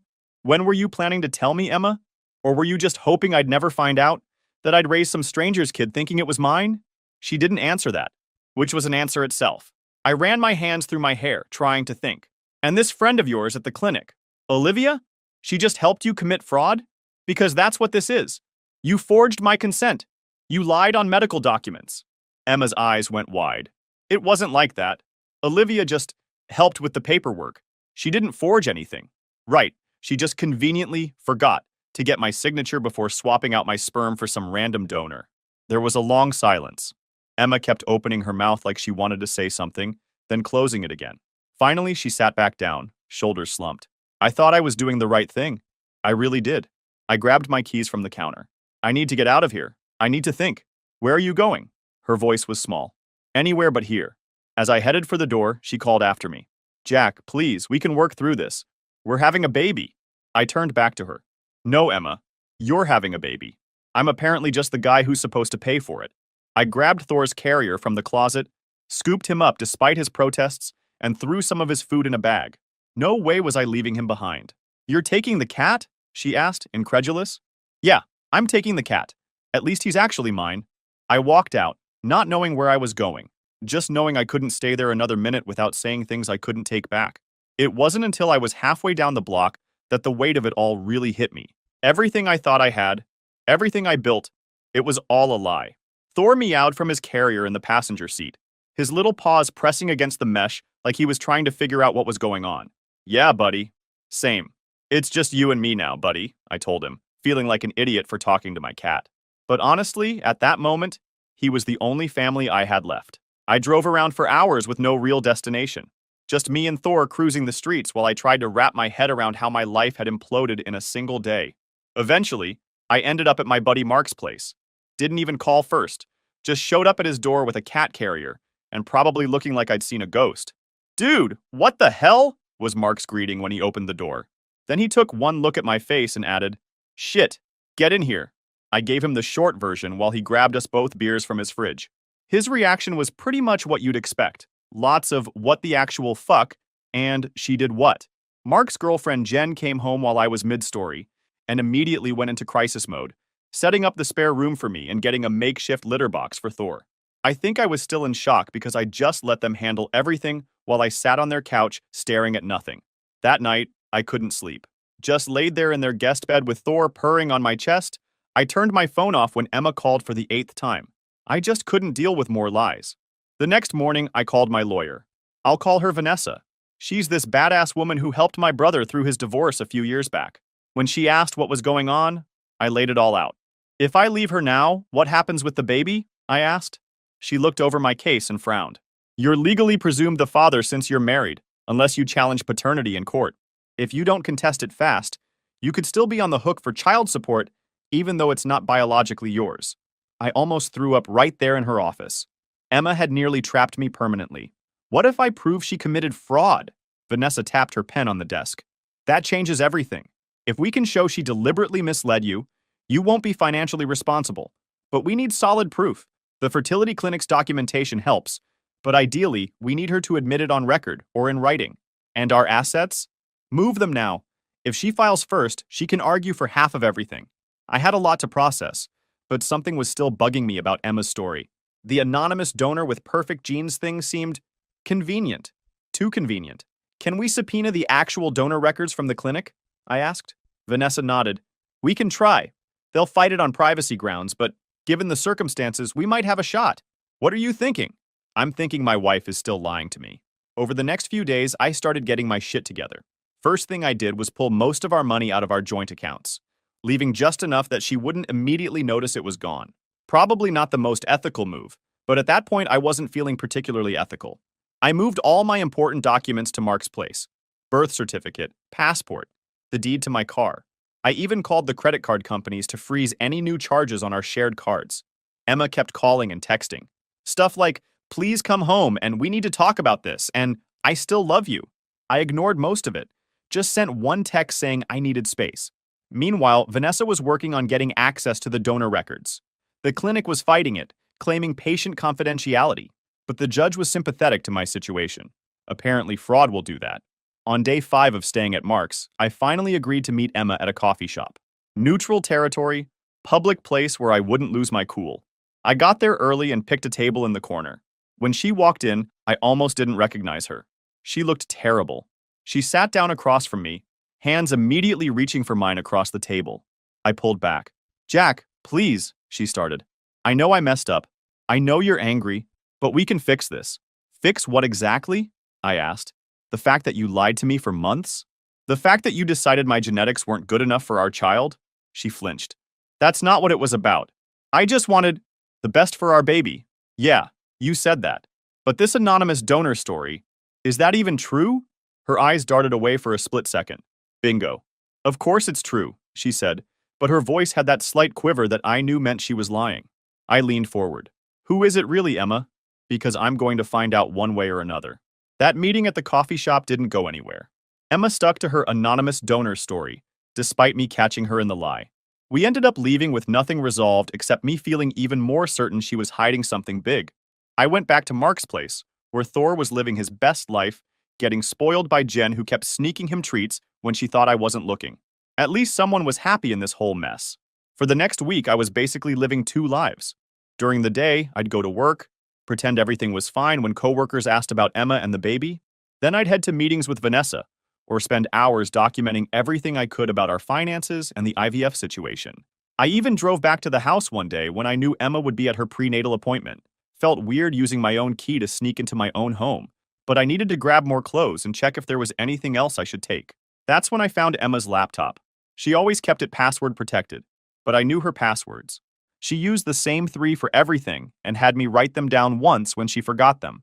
Classic Emma move, being secretive but also disorganized. I hesitated for about 2 seconds before logging in. Normally, I'd never go through someone's private stuff, but normal went out the window when she decided to lie about our kid's paternity. At first, I didn't find much. Just work emails, Amazon orders, pregnancy forums. Then I checked her email trash folder. I found deleted messages between Emma and her friend Olivia from the clinic, dating back almost a year. They were planning the whole thing. Olivia telling Emma when she'd be working so she could handle the paperwork. Emma asking if it was really possible to use a different donor without me finding out. But the real deal was an email thread with someone named Ryan. The subject line was, are you sure about this? I felt my stomach drop as I opened it and started reading. Ryan Matthews, her college boyfriend, the one she dated for 4 years before me, the one she used to mention now and then when talking about her past, the one whose Facebook profile she'd occasionally check just to see what he's up to. The emails were friendly at first, catching up, how's life been, that kind of thing. Then Emma mentioned our fertility struggles and how she'd been thinking about him a lot lately, how they'd always talked about having kids together back in college. Then I saw the text that made my stomach twist, told him she was using his sperm from when he donated to the clinic years ago. Apparently, he'd been a regular donor during med school for extra cash. His response? Surprise, but not anger. He asked if I knew and was okay with it. Emma straight up told him, Jack doesn't need to know. What he doesn't know won't hurt him. I took pictures of everything with my phone. My hands were shaking so bad, some of the shots came out blurry. I forwarded key emails to my own account, then deleted the forwarded messages from her sent folder and emptied her trash again. The whole time, I felt like I was going to throw up. It wasn't just some perfect genes donor, it was her ex-boyfriend. She wanted to have his baby, not mine. I must have sat there for 20 minutes just staring at the wall after I closed the laptop. Everything made sense now. The secrecy, the lies, why she was so insistent on handling all the IVF appointments herself. When I got back to Mark's place, I sent everything to Vanessa. She called me almost immediately. This changes everything, she said. This proves premeditation and deliberate deception. The judge is going to have a field day with this. What's our next move? I asked, feeling weirdly calm despite the chaos. We keep gathering evidence, and we find this Ryan guy. It wasn't hard to find him. Ryan Matthews, physical therapist, working at a clinic about 30 minutes from our house. I looked him up online and recognized him immediately from pictures Emma had shown me years ago. Tall, athletic build, the kind of guy who probably played sports in college. The kind of guy who donates sperm because clinics pay extra for tall, athletic donors. I made an appointment under a fake name. Probably not the most ethical thing, but ethics weren't my priority anymore. The look on his face when I walked into his treatment room, instead of the Mark Johnson he was expecting. Priceless. Pure shock, then recognition, then something that looked a lot like guilt. Jack, he said, frozen in place. What are you doing here? I closed the door behind me. I think you know exactly why I'm here. To his credit, he didn't try to deny anything, just sat down heavily on his stool and ran his hand through his hair. She told me you agreed to it, he said finally. Said you two had talked about using a donor and that you were fine with it being me. And you believe that? That I'd be okay with my wife having her ex-boyfriend's baby? He winced. Looking back, no, it doesn't make sense, but Emma can be convincing. Tell me about it, I muttered. For what it's worth, I didn't know she was lying to you. I wouldn't have agreed if I'd known. I wasn't sure if I believed him, but it didn't really matter. The damage was done. So what happens now? He asked. Are you going to punch me or something? I almost laughed. Number, I just wanted to see if you'd lie to my face like she did. I turned to leave, then stopped. One more thing. Did you two reconnect before or after we started trying for a baby? He looked confused. Before, I guess? She reached out maybe 3 years ago, said she was in town and wanted to grab coffee. We've been in touch on and off since then. 3 years. The whole time we were planning our family, she was laying the groundwork for this. I nodded and walked out, feeling like the last piece of the puzzle had finally fallen into place. I drove around for hours trying to process everything. The betrayal was so much deeper than I'd initially thought. This wasn't just Emma making a messed up decision about genetics. This was Emma planning for years to have her ex's baby while married to me. I finally headed back to Mark's place around midnight. He and Jen were already asleep, but Thor was waiting by the door like he knew I needed some company. I scooped him up and just sat on the guest bed, petting him while I tried to figure out what to do next. The next morning, I called Vanessa and told her about my conversation with Ryan. This is gold, she said. But we need more. Can you get Emma to admit any of this in writing? Text messages, emails, anything? So I did something I'm not proud of. I texted Emma saying I wanted to talk things through, that maybe I was overreacting about the anonymous donor thing. I told her I was willing to listen if she'd just be honest with me. She responded immediately, obviously relieved that I was coming around. We agreed to meet at our house that evening. Before going over, I had one more conversation with Vanessa. We went over the plan for protecting my assets and my future. She had already prepared the divorce papers, just needed my final go-ahead. When I got to the house, Emma had clearly gone all out trying to make it nice. The place was spotless. She'd made my favorite dinner, even put flowers on the table. Like this was some minor disagreement we were patching up. Jack, she said, rushing to hug me when I walked in. I let her, but didn't hug back. I've missed you so much. We need to talk, I said, not sitting down even though she gestured toward the dining table she'd set. Of course, she said quickly. I want to explain everything. Good, because I have questions, I said, pulling out my phone and hitting record. I started recording. So, tell me again about this donor. The anonymous one with the perfect genes. She launched into the same story she'd told before, about wanting the best genetic profile, about making the choice out of love for our future child. I let her finish, then said, and there's no other reason you chose this particular donor? She hesitated, just for a second. What do you mean? I mean, is there anything else about him that made you choose him specifically? Another pause. No, just the health profile. I nodded slowly. So it has nothing to do with the fact that it's Ryan Matthews? The color drained from her face. What? I saw the emails, Emma. I talked to Ryan. I know everything. She started crying then. Those big dramatic tears that used to make me want to fix whatever was wrong. Now they just made me angry. It's not what you think, she sobbed. Really? Because I think you deliberately chose your ex-boyfriend's sperm, had your friend Olivia bypass clinic protocols, lied to me for months, and planned to let me raise another man's child without ever telling me the truth? Is that not what happened? She kept crying and saying how sorry she was, how she never meant to hurt me, how we could still be a family. I turned off the recording. I had what I needed. I'm filing for divorce, I said, my voice surprisingly steady. I've already moved most of my stuff out. You can keep the furniture, but the house is in my name and I'll be selling it. You can't do that, she said, suddenly looking panicked. I'm pregnant. Where am I supposed to go? That sounds like a problem for you and Ryan to figure out. He doesn't want anything to do with the baby, she practically screamed. He just donated sperm. He's not ready to be a father. I almost laughed. Well, neither am I. At least not to this kid. Thor chose that moment to meow loudly from his carrier by the door. I'd brought him to get the rest of his things. She yelled while crying, Jack, please. I know I messed up badly, but I love you. We can work through this. I turned to look at her. Really look at her. Maybe for the last time as her husband. No, Emma. You don't love me. You love what I provide. Stability, a home, a father for your baby. If you loved me, you wouldn't have done this. I picked up Thor's carrier and headed for the door. I'll have my lawyer contact you about the divorce proceedings, I said, not looking back. Don't call me anymore. As I walked to my car, I felt a weird mix of emotions. Anger, obviously.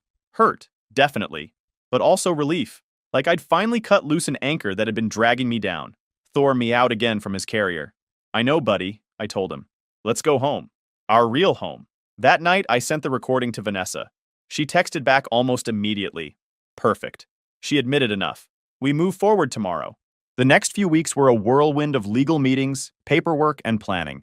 Vanessa filed the divorce papers and a motion to legally establish that I wasn't the father of Emma's baby. Meanwhile, Emma was blowing up my phone with messages ranging from desperate apologies to angry accusations.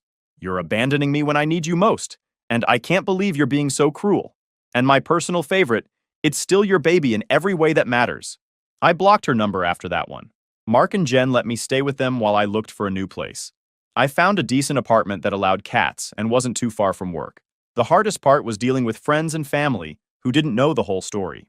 Emma had apparently been telling people I'd had some kind of mental breakdown and abandoned her during her pregnancy. Some people actually believed her, which showed me who my real friends were. My parents were solidly on my side once I explained what happened.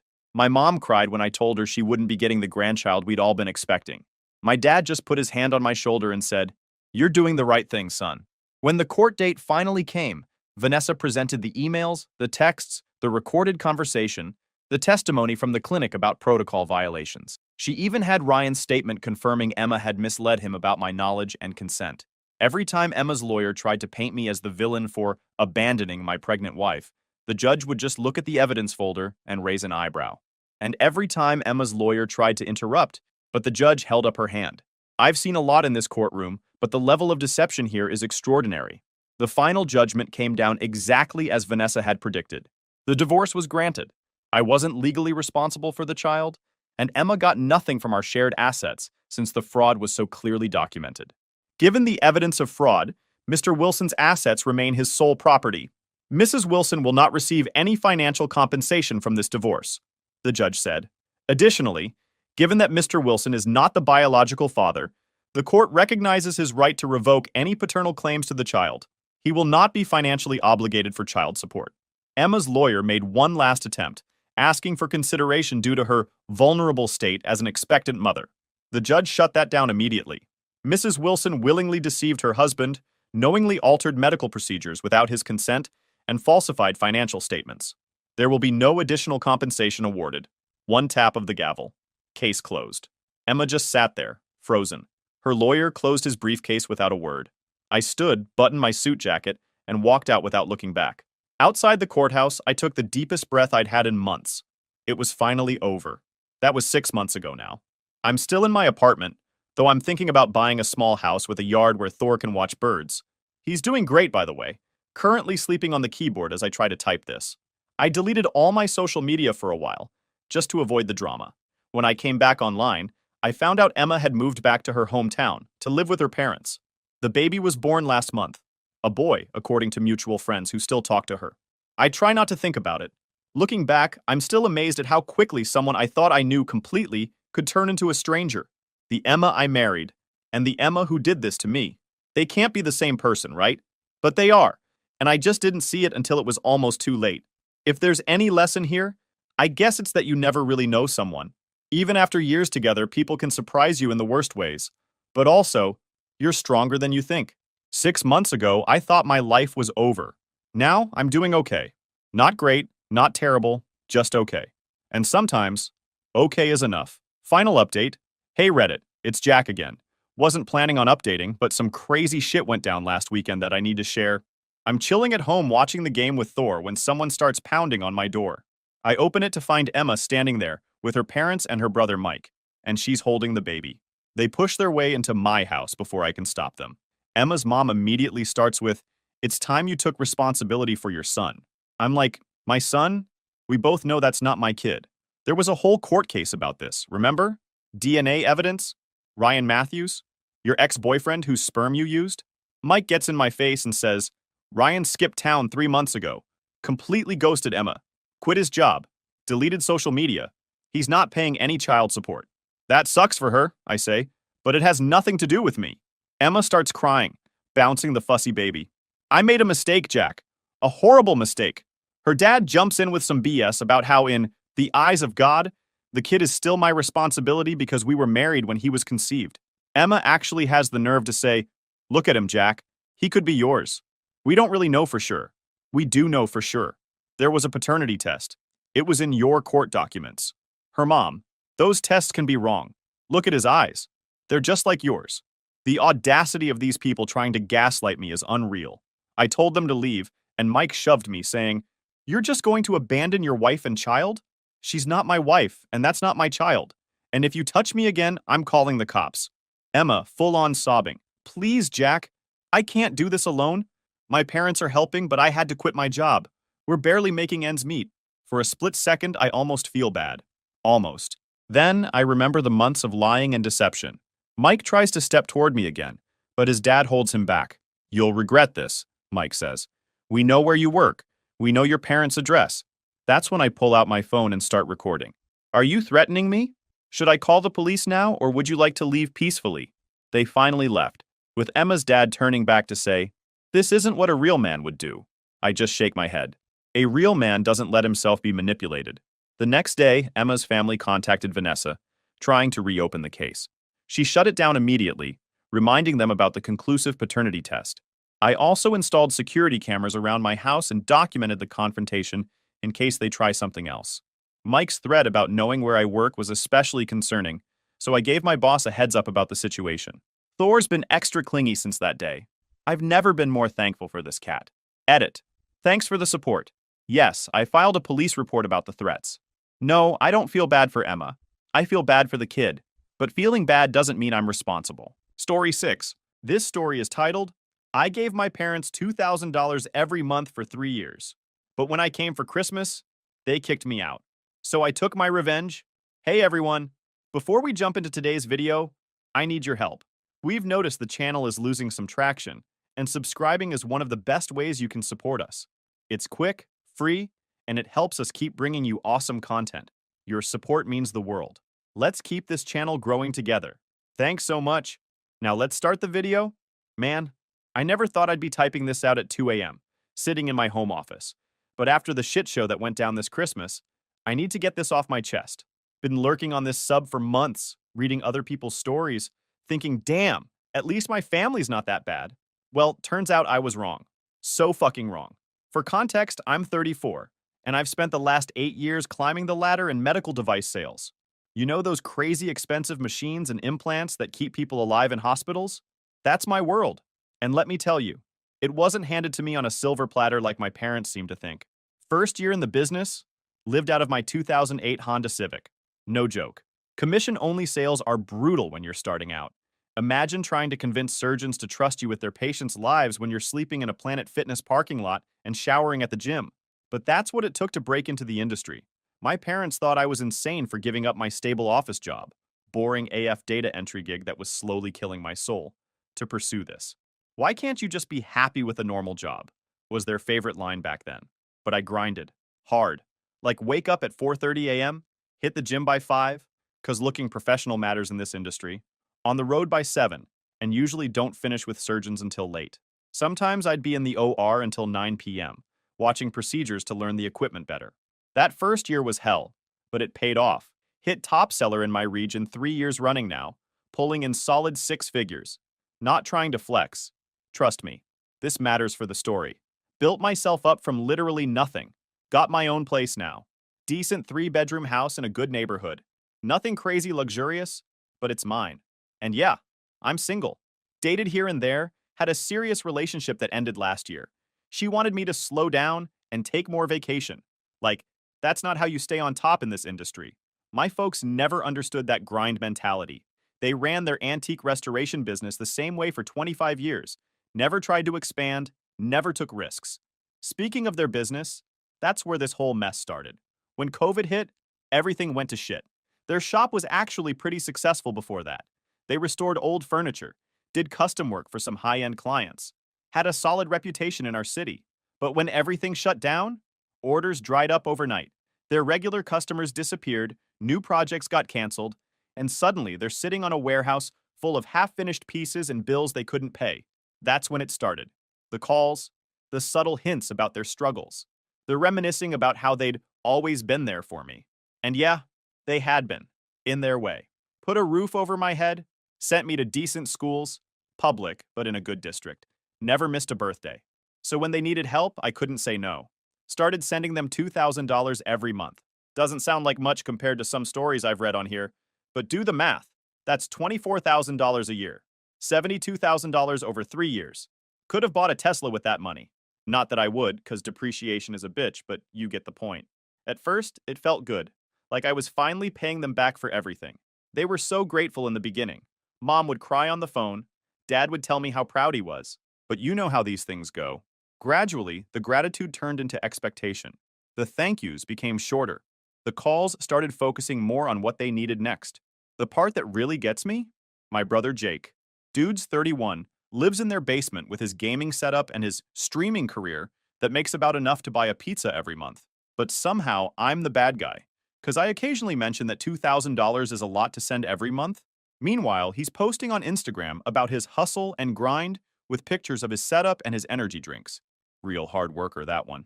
I used to defend him when we were kids. He was my little bro, you know? When he got bullied in high school for being the weird kid who was too into anime, I had his back. When he dropped out of community college because school isn't for everyone, I supported him. Told our parents to give him time to figure his shit out. Well, it's been 10 years, and the only thing he's figured out is how to mooch more effectively. Looking back now, I can see how it all led to what happened this Christmas. The signs were there. The way Mom would slip Jake's career goals into conversation. How Dad started talking about family legacy and supporting each other. The passive-aggressive texts about how some people have it easier than others. I just never thought it would blow up the way it did. Never imagined I'd end up here, typing this out at 2 a.m., trying to make sense of how I gave them $72,000 and somehow ended up being the villain in their story. And that's just the setup.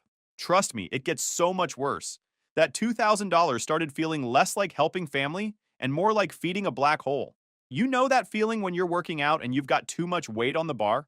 Like you can still lift it, but your form is suffering and you know something's gonna give? That's how this felt. Every single month. My typical day starts at 4:30 a.m. I'm up before the sun, downing pre-workout and hitting golds by 5. Gotta stay sharp in this industry. Surgeons respect you more when you look like you've got your shit together. I'm usually the first one there, doing my routine under those flickering fluorescent lights while the morning crew is still setting up. By 7, I'm showered, suited up, and hitting the road. My territory covers 3 major hospitals and about a dozen smaller surgery centers.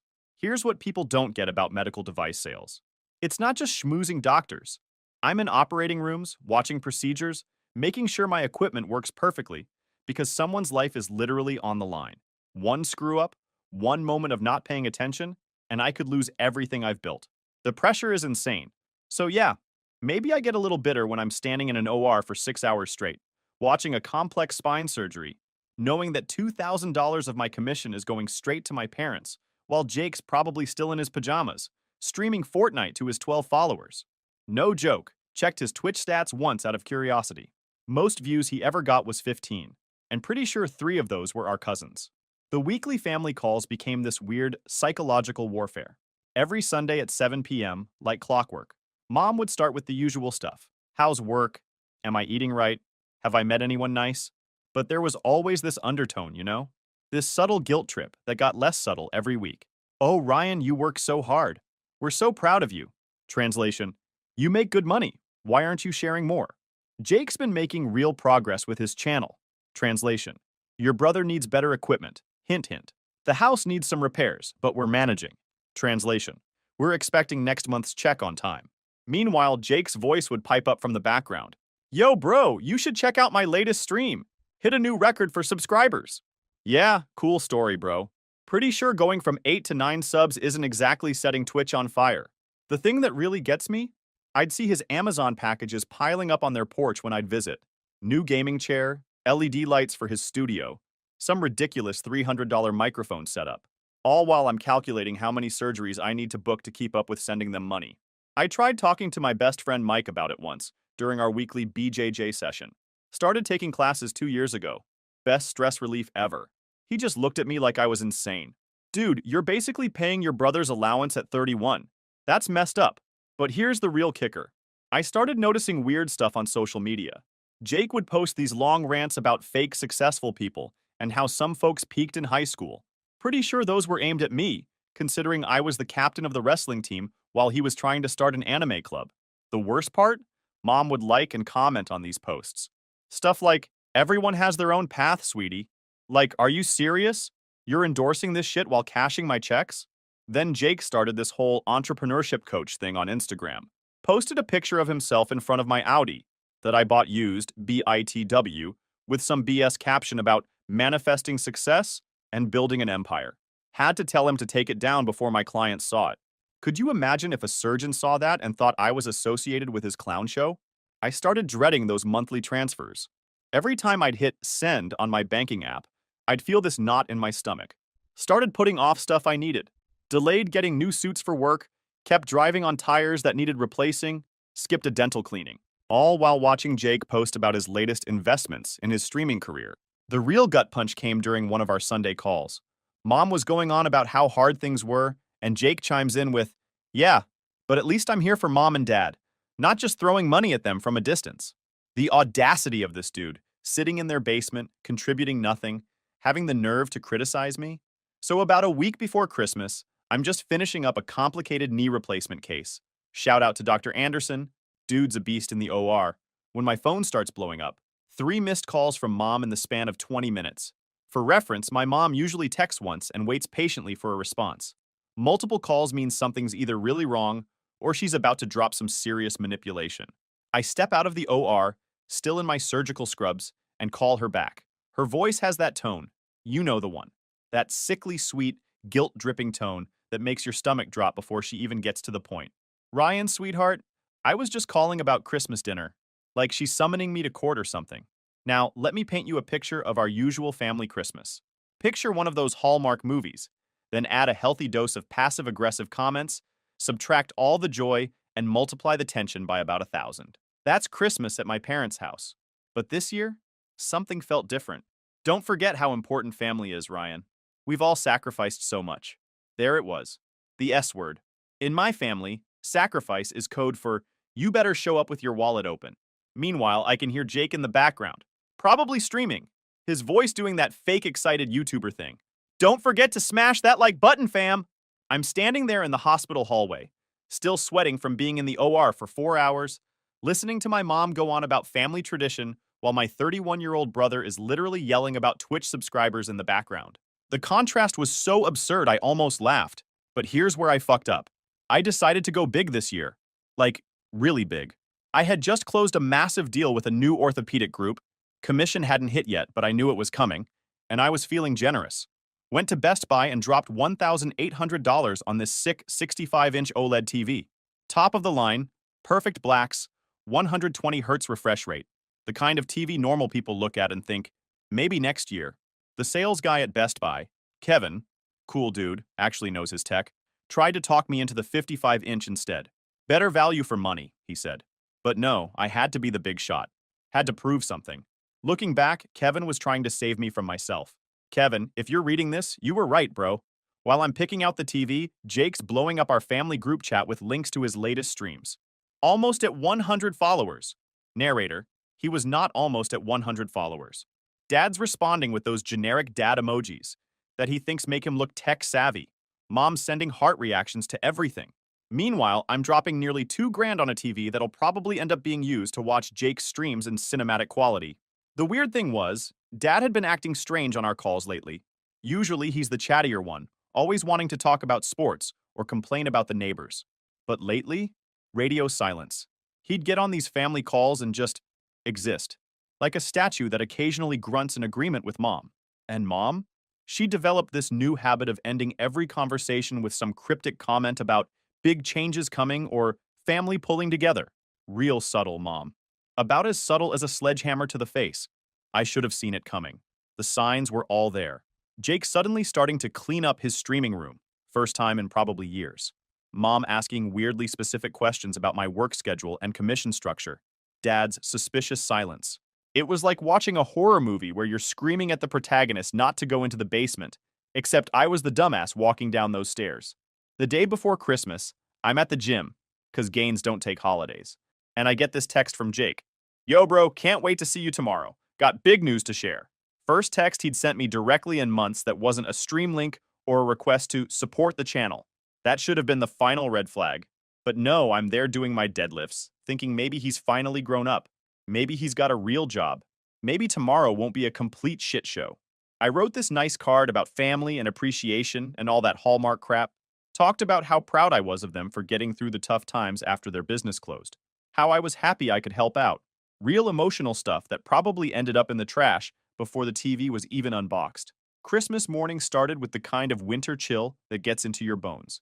I remember sitting in my car outside their house for a good 10 minutes, engine running, heat on full blast, just watching my breath fog up the windows. The Audi's leather seats were cold against my back, and that $1,800 TV was taking up so much space, I had to angle the rearview mirror just to see anything. It was barely 11 a.m., but I'd already hit the gym. Holiday gains are still gains. Meal prepped for the week, discipline doesn't take holidays. And wrapped that damn TV 3 times because the corners kept tearing. You know that scene in war movies where the soldier takes one last look at a photo before going into battle? That's how I felt checking my banking app, staring at that $2,000 transfer I'd made 2 days early as a Christmas surprise. 3 years of transfers, never missed one, never late. The things we do for family, right? The moment I walked up to their door, I knew something was off. You know how your childhood home has this specific smell? Like a mix of whatever your mom cooks and the fabric softener she's used since the 90s? That smell hit me like a wall, but there was something else in the air. Tension. The kind you can taste. Mom opened the door with what I call her real estate agent smile. All teeth, no warmth. She was wearing this Christmas sweater I'd bought her last year, probably for the guilt points. Barely made eye contact as she ushered me in, immediately disappearing into the kitchen with some excuse about checking the turkey. The living room looked like a Twitch streamer's idea of Christmas decor. Jake had apparently convinced them to set up RGB light strips along the ceiling. It's for the holiday aesthetic, Mom. His streaming setup was visible through the basement door. More lights, multiple monitors, and what looked like a new gaming chair. Cool to see where my support money was going. Dad was planted in his recliner, the same one he's had since I was in high school. He gave me this weird nod, like he was acknowledging a stranger at a gas station, not his son on Christmas morning. The TV was playing some basketball game, but his eyes were glued to his phone, probably checking Jake's latest subscriber count or whatever. Speaking of Jake, my brother made his grand entrance about 15 minutes after I arrived. Came strutting up from his basement lair wearing what had to be a knockoff Supreme hoodie and carrying his newest streaming accessory, some kind of professional camera setup that definitely wasn't in the budget I'd heard about. Yo, what's good, family? He had that fake YouTuber voice going, the one he uses in his streams. Probably force of habit at this point. Big bro, looking corporate as usual. That was a dig at my outfit. Nothing fancy, just a decent sweater and jeans. But apparently anything that's not covered in anime characters counts as corporate in Jake's world. The TV handoff was awkward as hell. I'd barely got the wrapping paper off when Jake started talking about how this would be perfect for his streaming room. Mom jumped in with some weak, "Oh, but it should stay in the living room, honey," while Dad just kept staring at his phone. Cool, cool. Just the $1,800 family TV becoming a Twitch backdrop. No big deal. Dinner started like a hostage negotiation. Everyone walking on eggshells, passing dishes with forced smiles. Mom's turkey was dry, but I was shoveling it down just to have something to do besides talk. The silence was thick enough to cut with the fancy knife set I'd bought them last Christmas, which, by the way, looked suspiciously unused. Then Jake dropped the bomb. Must be nice having all that extra cash while your family struggles. He said it with a mouthful of mashed potatoes, not even looking up from his plate. The words hung in the air like smoke, and I swear the temperature in the room dropped 10 degrees. Before I could process that, Dad cleared his throat. You know that sound people make when they're about to say something they've rehearsed? Yeah, that one. Son, we need to talk about the monthly support. I remember putting my fork down. Real slow. Like in those movies where you know shit's about to go down. Mom's hands were fidgeting with her napkin, a tell she's had since I was a kid. Jake had this smirk on his face that I wanted to wipe off with his knockoff Supreme hoodie. We think it's time to adjust the amount, Dad continued, still not making eye contact. Given the current situation, we believe $4,000 would be more appropriate. $4,000. I didn't choke on my food, but it was close. The turkey suddenly felt like sandpaper in my throat. All I could think about was the basic math. That's $48,000 a year. More than some nurses make. More than a lot of people make. Jake needs some startup capital for his career, Mom chimed in, like she was asking me to pass the gravy instead of double my financial support. The streaming industry is very competitive, and proper equipment is essential. I looked around the table. At my dad's new smartwatch. When did he get that? At Jake's designer hoodie. Fake or not, that stuff isn't cheap.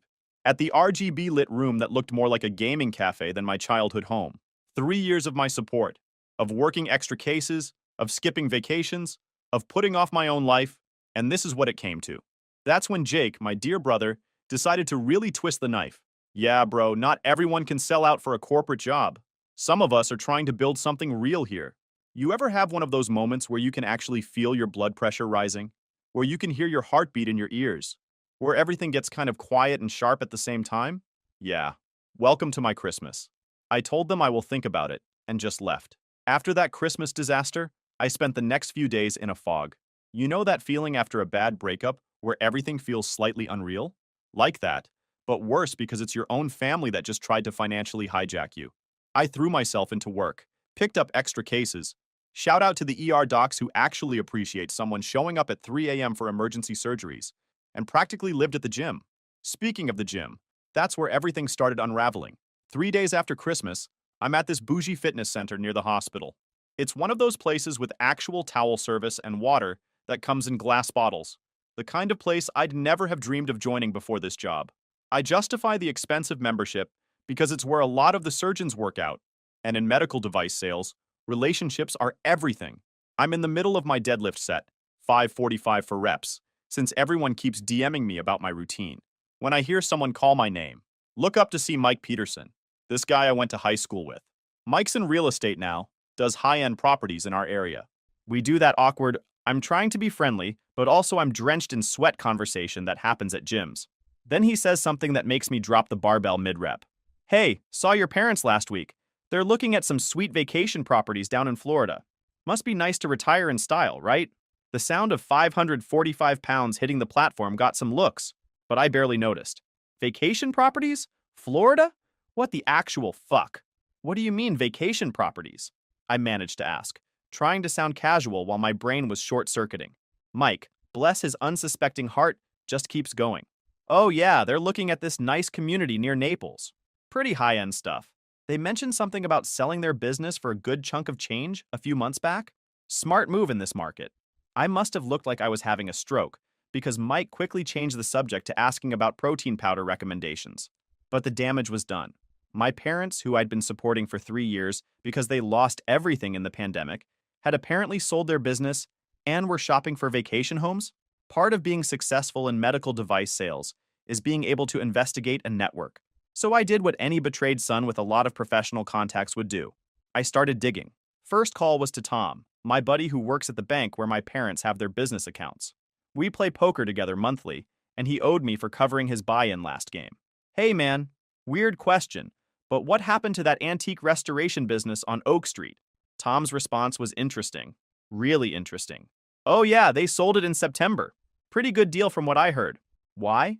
September. They sold the business in September, 3 months ago, while still cashing my $2,000 checks. Next call was to Sarah, who works at the real estate office handling commercial properties in our area. We dated briefly last year, ended things amicably. Hey, remember that furniture restoration shop my parents owned? Any idea what it sold for?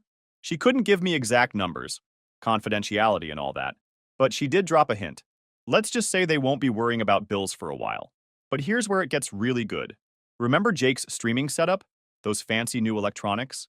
That professional camera? I started going through his Amazon reviews. Yes, he actually reviews everything he buys like he's some tech influencer. The timestamps on his purchases lined up perfectly with my monthly transfers. They weren't using my money for bills. They were funding Jake's wannabe influencer lifestyle. I went full detective mode. Started pulling up old text messages, bank statements, everything. Made a spreadsheet, yeah, I'm that guy, tracking when I sent money versus when Jake suddenly got new streaming equipment. The pattern was so obvious it was almost funny, except it wasn't funny at all. Remember that Christmas sweater Mom was wearing? The one I bought her last year? Found the exact same one listed for sale on her Facebook marketplace. Posted 2 days after Christmas. Description, new with tags, unwanted gift. I spent 3 years sending them $2,000 a month. That's $72,000 total. For perspective, that's more than a down payment on a decent house. The cost of a Tesla Model 3. 4 years of in-state college tuition, 36,000 cups of coffee, which I clearly needed to wake up and see what was happening. And what did they do with it? Funded Jake's pipe dreams and apparently went house hunting in Florida. The real gut punch? Found an old email thread between my parents and their business broker from August. They hadn't lost everything during the pandemic. They'd actually pivoted to online sales and done pretty well. The business sold because they wanted to retire, not because they were struggling. Everything, the sad phone calls, the guilt trips, the stories about struggling to pay bills, it was all a script. A long con, written and performed by my own family, with me as the unwitting ATM. You ever have one of those moments where you're so angry that everything becomes crystal clear? Like weirdly calm, but in an I might actually flip a table kind of way? That was me, pulling up to my parents' house at 8:06 p.m. on a Tuesday night, still wearing my suit from a day of surgical cases. I'd spent the afternoon in a complex spinal fusion, watching a surgeon literally reconstruct someone's backbone. Funny how life gives you these little metaphors, right? Because that's exactly what I needed. A backbone. My Audi's headlights lit up their garage door like a spotlight. Dad's new car was there. A fresh BMW 3 Series that apparently manifested out of their struggling finances. Real subtle, guys. Really selling that poverty narrative. Still had my key. Ironic, given how they'd locked me out emotionally years ago. The house was warm, TV going in the living room, my TV, the $1,800 OLED I'd bought them for Christmas, now playing some Twitch stream. Jake's stream, to be specific. Because of course it was. Mom was in her reading chair, scrolling through Zillow, probably checking Florida property prices. Dad was pretending to read the newspaper while actually watching Jake's stream on his phone.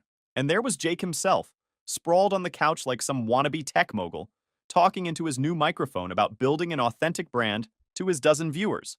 The family tableau. Picture perfect. Until I dropped a thick manila envelope on the coffee table. We need to talk. Jake actually jumped. Mom's phone slipped from her hands. Dad. Dad just got very still, like prey animals do when they spot a predator. They knew. They all knew exactly what was in that envelope. Ryan, honey, we weren't expecting, Mom started, but I cut her off. Clearly. I pulled out the first document. So, funny story. Ran into Mike Peterson at the gym. You remember Mike? Real estate guy? He mentioned something interesting about vacation properties in Florida. The color drained from Mom's face. Dad suddenly found his newspaper fascinating. But that got me thinking, why would my struggling parents who need $2,000 a month to survive be looking at vacation homes? So I did some digging. I started laying out papers like dealing cards, business sale documents from September, bank statements, Jake's Amazon purchase history, even found your old email threads with the business broker. Jake tried to interrupt. Bro, you're making this weird. I'm making this weird. The laugh that came out of me didn't sound entirely sane. You literally wrote, convince R to increase monthly support on your content strategy board. I saw the Instagram post, Jake. Real professional, by the way. Really selling that influencer lifestyle. Mom tried damage control. Sweetheart, we can explain... Explain what? How you sold the business for a profit while telling me you were struggling? How you used my money to fund Jake's midlife crisis? Or maybe explain this... I pulled out a printed screenshot of her Facebook Marketplace listing, the Christmas sweater I'd bought her. At least wait until I leave before reselling my gifts, Mom. Dad finally spoke up, his voice carrying that authoritative tone he used when we were kids. Now listen here. No, you listen. 3 years of suppressed rage has a way of making your voice carry. I spent 3 years sending you $72,000. I skipped vacations, delayed buying a house, put off my own life, and the whole time, you were lying to me. Jake made the mistake of smirking. Not our fault you're dumb enough to... I took one step toward him. Just one. But those BJJ classes must have shown in my movement, because he literally sank deeper into the couch. Funny how a basement-dwelling streamer loses his nerve when confronted by someone who doesn't just talk tough in a gaming chair. I've got an itemized list of everything you bought with my money, I continued, pulling out more papers. The streaming equipment, Dad's BMW, the Florida property viewings. Even found the receipt for Jake's fake Supreme merch. Real, authentic brand building there, bro. Mom was crying now. Not the manipulative tears I'd seen before, but real ones. Dad looked like he'd aged 10 years in 10 minutes. Jake was trying to disappear into the couch cushions. Here's what's going to happen, I said, my voice steady. The monthly transfers stop today. I've already set up alerts with my bank. Any attempts to guilt trip me, manipulate me, or squeeze more money out of me will result in me posting every single piece of evidence I have online. Every receipt, every lie, every manipulation. I'm sure Jake's 12 followers would love to see how authentic his brand really is. The silence was deafening. Even Jake's stream chat had gone quiet, probably wondering why their favorite content creator was suddenly looking like he'd seen a ghost. Ryan, please, Mom tried one last time. We're family. No, I replied, gathering my documents. Family doesn't do this. Family doesn't lie, manipulate, and steal from each other. You're not my family. You're just people who saw me as an ATM. I walked out, leaving them with their fake Supreme merch, their BMW payments, and their Florida dream homes. The last thing I heard was Jake's stream notification. Dank Memer 420 has unfollowed. Perfect fucking ending. Final update. It's been 6 months since the confrontation. And let me tell you how it all went down after I cut them off financially. First, Jake's streaming career imploded. Turns out when you can't keep buying new equipment and paying for bot followers, it's hard to maintain the illusion of success. His subscriber count, the real ones, not the bots, dropped from his peak of 15 to a solid 3. Pretty sure one of those is his alt account.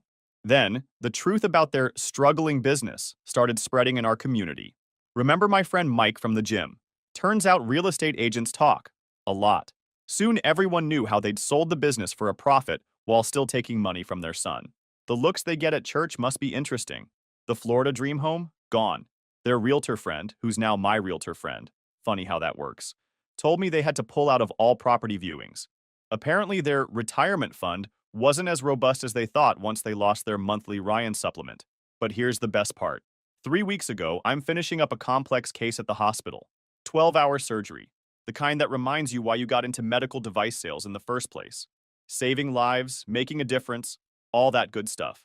I check my work email afterward, and there it is.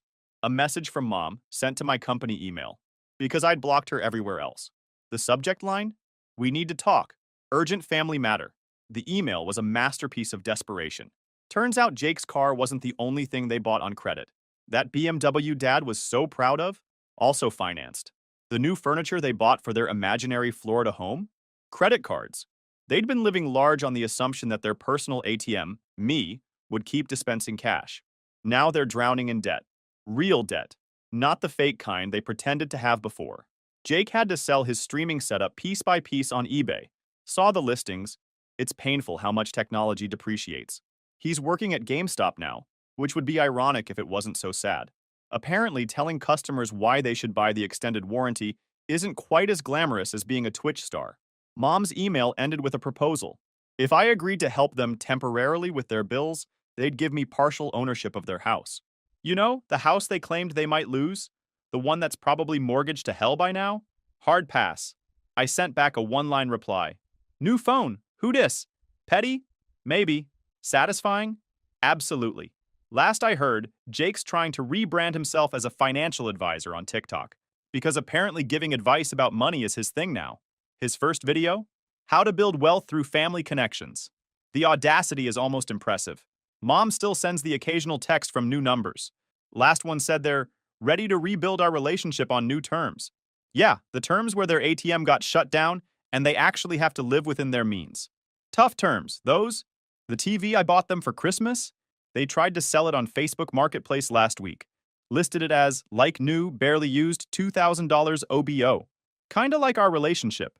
They tried to squeeze more value out of it than it was worth, and ended up with nothing.